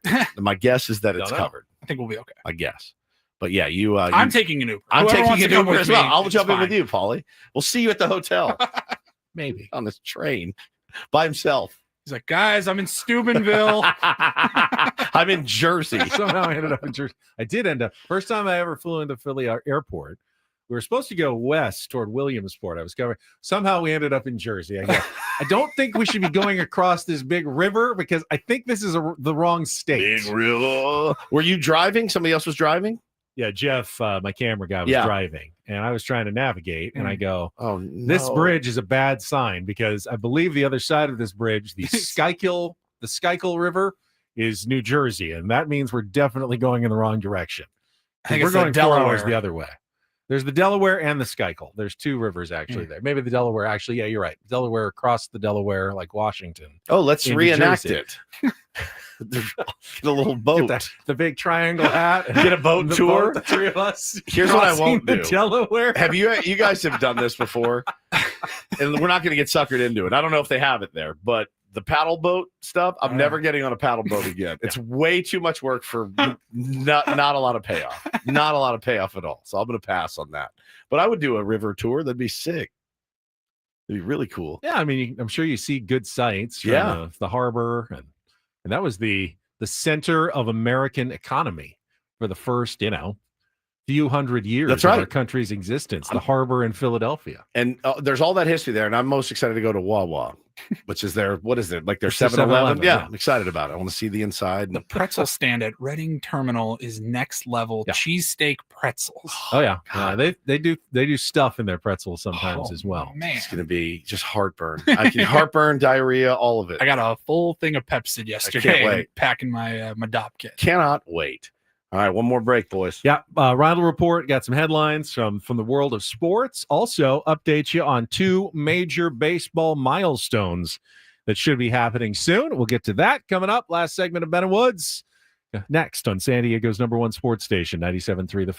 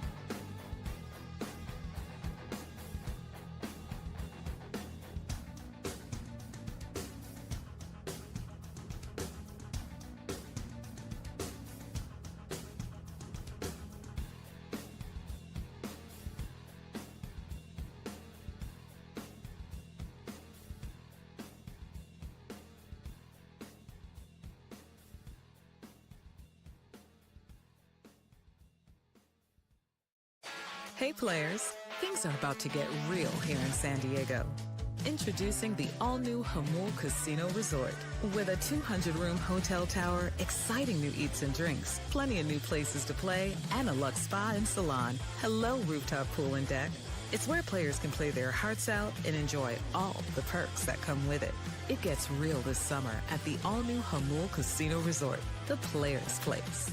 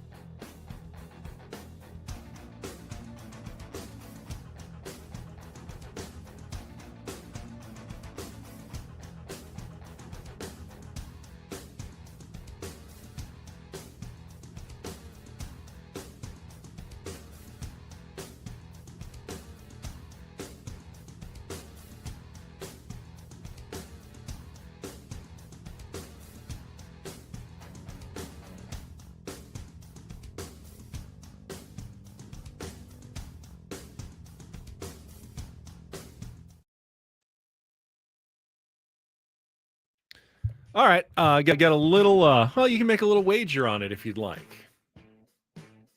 Manny Machado versus Clayton Kershaw. So last night, Clayton Kershaw got within 3 strikeouts of 3,000 for his career. Manny Machado is at 1,991 career hits. Looked it up. Looks like Clayton's next start will be Wednesday night. Presumably he'll get his 3. Not necessarily. It's not guaranteed, but Are they playing White Sox at Dodger Stadium? Boy, they've had the gauntlet, haven't they? Rockies into the White Sox. Who's next? Manny will have 6 games between now and then to get 9 hits and beat Clayton Kershaw to the milestone. Who do you got? I know you got Manny. Taking Manny. 9's a lot though in 6 games. That's good. That's a good stretch. Machado. Good run. I'd like to think Manny can get there before Clayton gets to his. Man, he did not have a great series against. No, he didn't against the Nationals at all. And had some. He had some pitches. Did you just have the one hit? Yeah, the one hit. Yeah, he had some pitches to hammer too. You could tell he was like, oh, just clear his head for a day or two and get back there tonight against Nick Martinez. We really wanted him to do it while we were there Monday or Tuesday, even in Philly. But that would mean he's going to need to go on a real tear in Cincinnati and have a chance at that early in the series. Now you could just go, 1 for 4, 2 for 4, 2 for 4, and all of a sudden you're 4 away going into the Philly series. It's not out of the realm of possibility that he gets it pretty quickly. A couple good days and you're really close. But if he wants to beat Clayton, which it doesn't really matter if you do or not, but it's just a little fun thing I was looking at. I wonder who's going to get there first. I don't think he cares, but I know he wants to get it. Get it right after Clayton, you upstage him. Everyone talks about Clayton for a minute, and then he gets his 2,000th hit, and you take all of his good attention away. Paulie? Don't be disrespectful. All right, we'll check traffic, and then Paulie's got his Reindl Report to wrap up our week next here on The Fan. From the 855 Get Ross Traffic Center, protecting San Diego after accidents or injury, here's Kelly Danick. Traffic is sponsored by Valvoline Instant Oil Change, your 15-minute drive-through oil change. Speaking of car maintenance, got a couple of stalled vehicles. One's blocking the HOV lane northbound 15 before Felicita, and on the South 5 Coastline Lacoste Avenue off-ramp, reports of a stall over to the right shoulder. Been a while since I reported a ladder in lanes. Who did it? Northbound side of the 5, right before the Aliso Creek Rest area. It's reportedly in middle lanes. San Diego summers mean beach days, road trips, ball games. Make sure your ride's ready with Valvoline Instant Oil Change. Drive in, stay in your car, and be done in about 15 minutes. No appointment needed. For coupons, visit SoCalOilChange.com. I'm Kelly Danik with Ben & Woods, San Diego's #1 sports station, 97.3 The Fan. And get things started here with our today's edition of the Reindl Report. Now tuned into the greatest.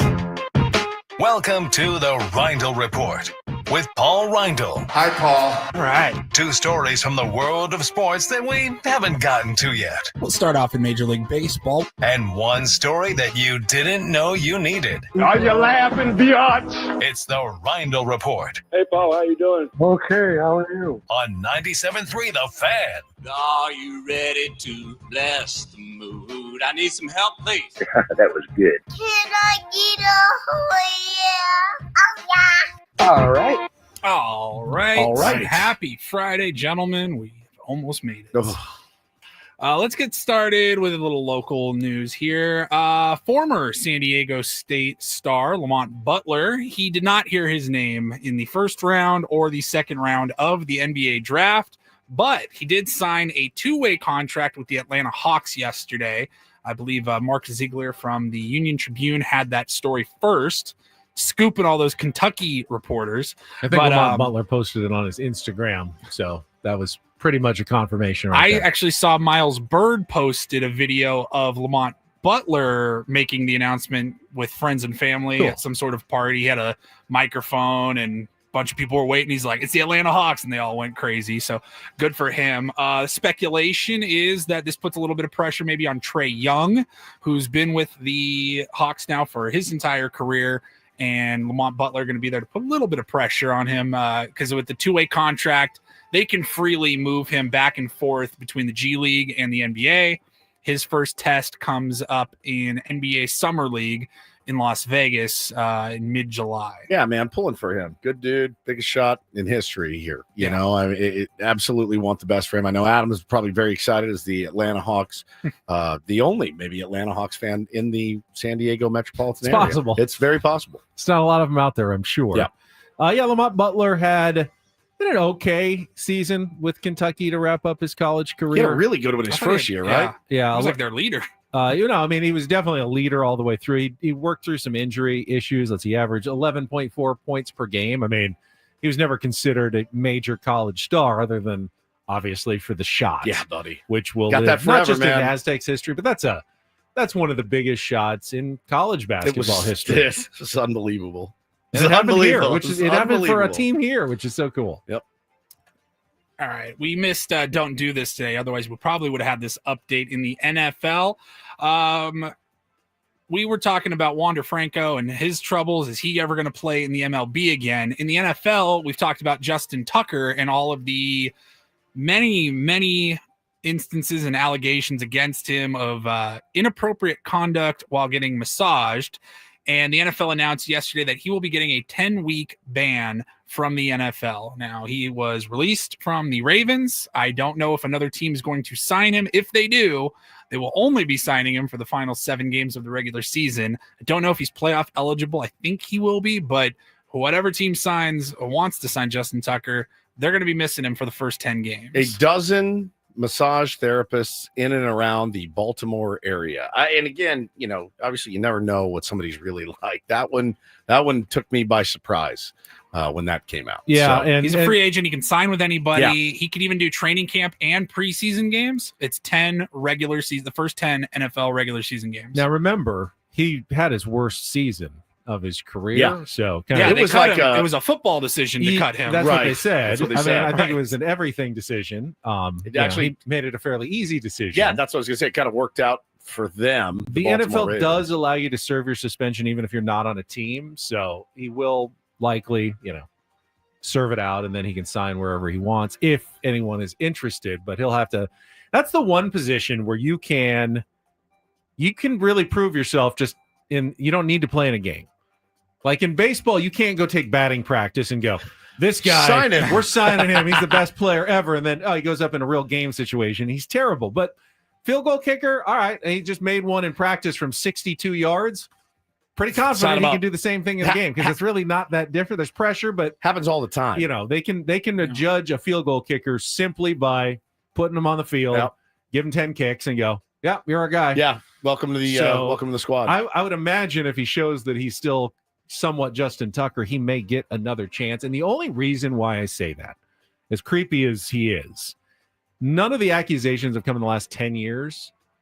They're all before that. They stopped in 2016, so last 9 years, which would say, okay, guy was a total idiot, when he was younger. Maybe he learned a lesson and moved on, and now it just all came out. Now he That's certainly the deserves logic to be for suspension. signing. That could be the logic for signing him. That would be my only thought, that why he might still get another chance. Maybe. Yeah, we'll have to wait and see. But that's Don't care really. That is the sports. Probably won't talk about it until maybe a team signs him, but we'll see. And then finally, I always like to give you guys these the latest TikTok trends and just gauge your opinions on them. A lot of them are really stupid and they're eating Tide Pods and we don't know what's going on.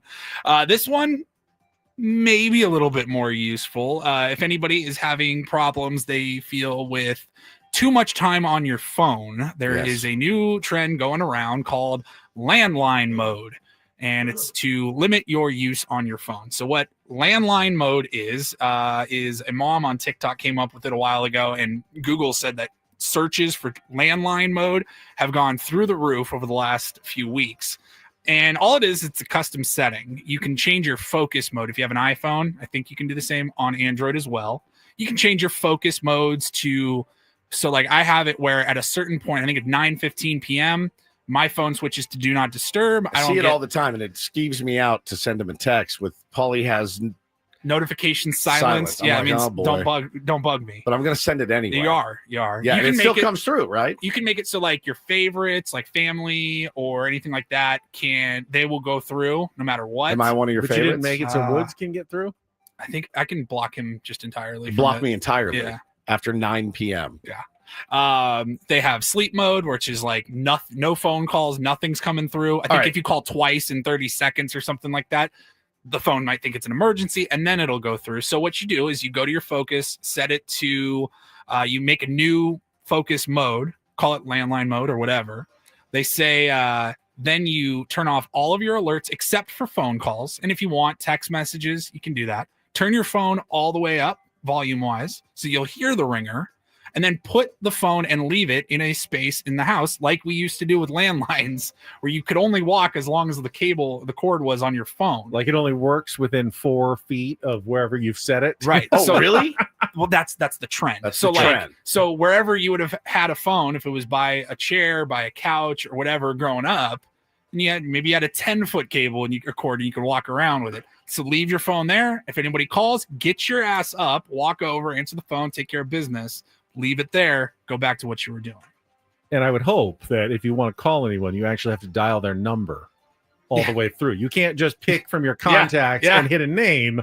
You actually have to dial 619-397. Don't give your number. It's not my number. It is your number. I'm just throwing a random number. Stop trying to give your number I'm out. an 858 person. Radio. You know me. That's true. North County.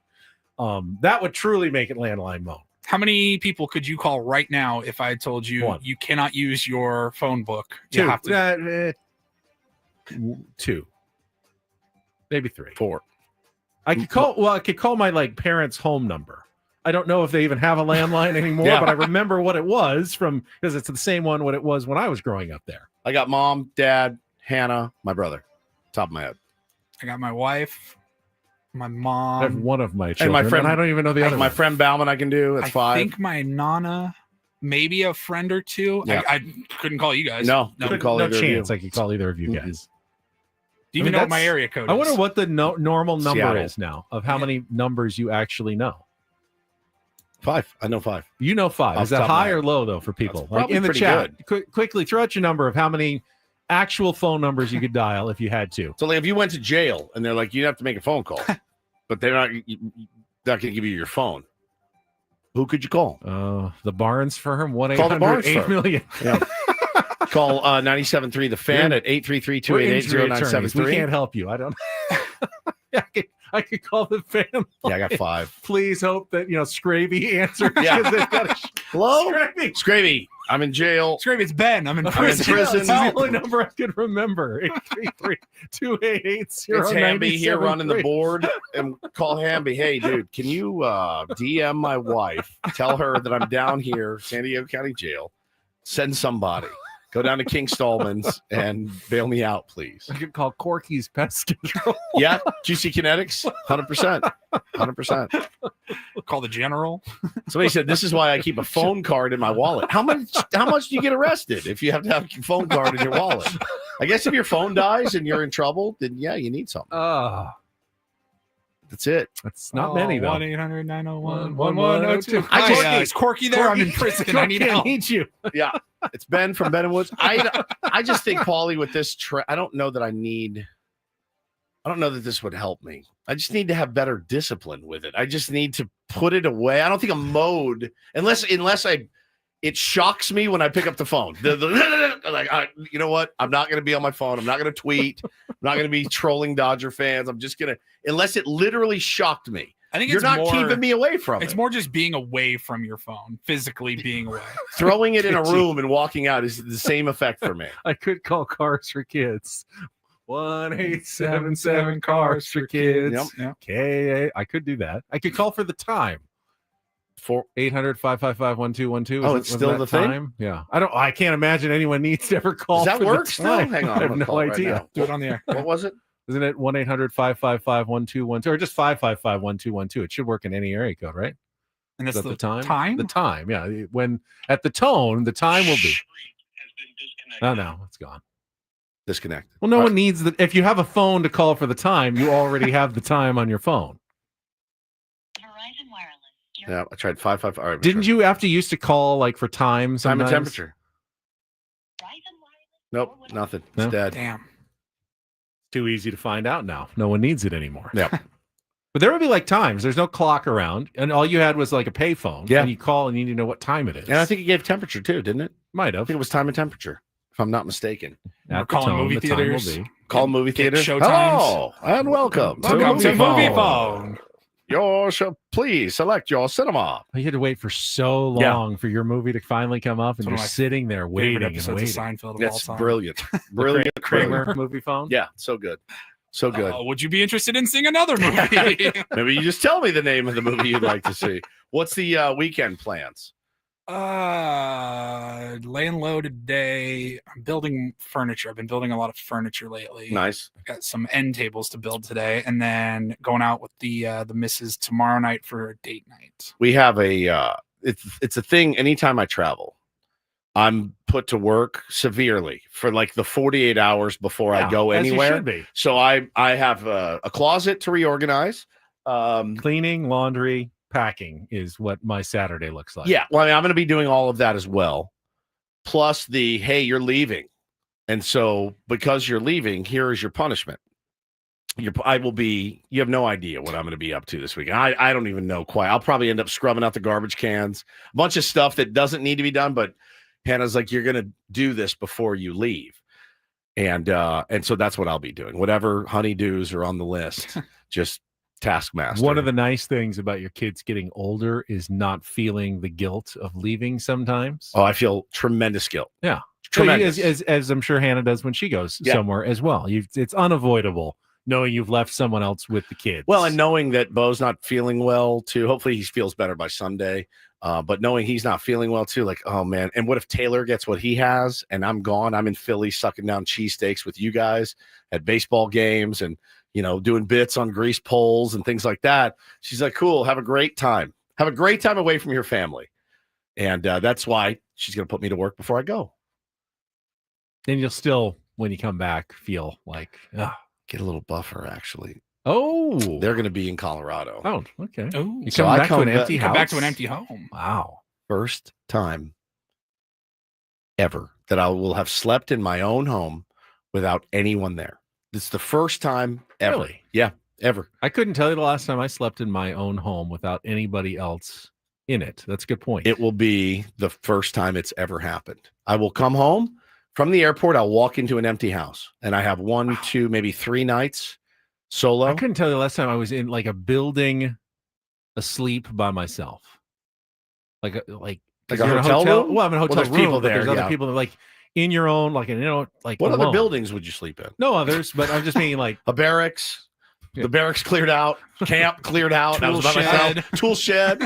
Back of a van. I was trying to eliminate hotel rooms, Right. like knowing that other people are there. It's going to be weird walking in from a trip, being gone for a few days, and they're gone. They're in Colorado with Hannah's mom, and they're going to be hiking and biking and doing all those things. And I'll be sitting at home, weirdly Digesting still, enjoying the peace and quiet, of course. But they'll be back next Saturday, so we will reconvene, and then we will be back that Monday. Thank you guys for being here and putting up with us. We do feel bad for leaving you guys, We do. tier ones, for a week. We do. Please still love us when we come back. Yep. We're very sensitive that way. Enjoy your time, though. Enjoy, hopefully, Braden will carry you through for 4 days while we're gone. It's a short week next week. Enjoy your 4th of July holiday. Be safe out there.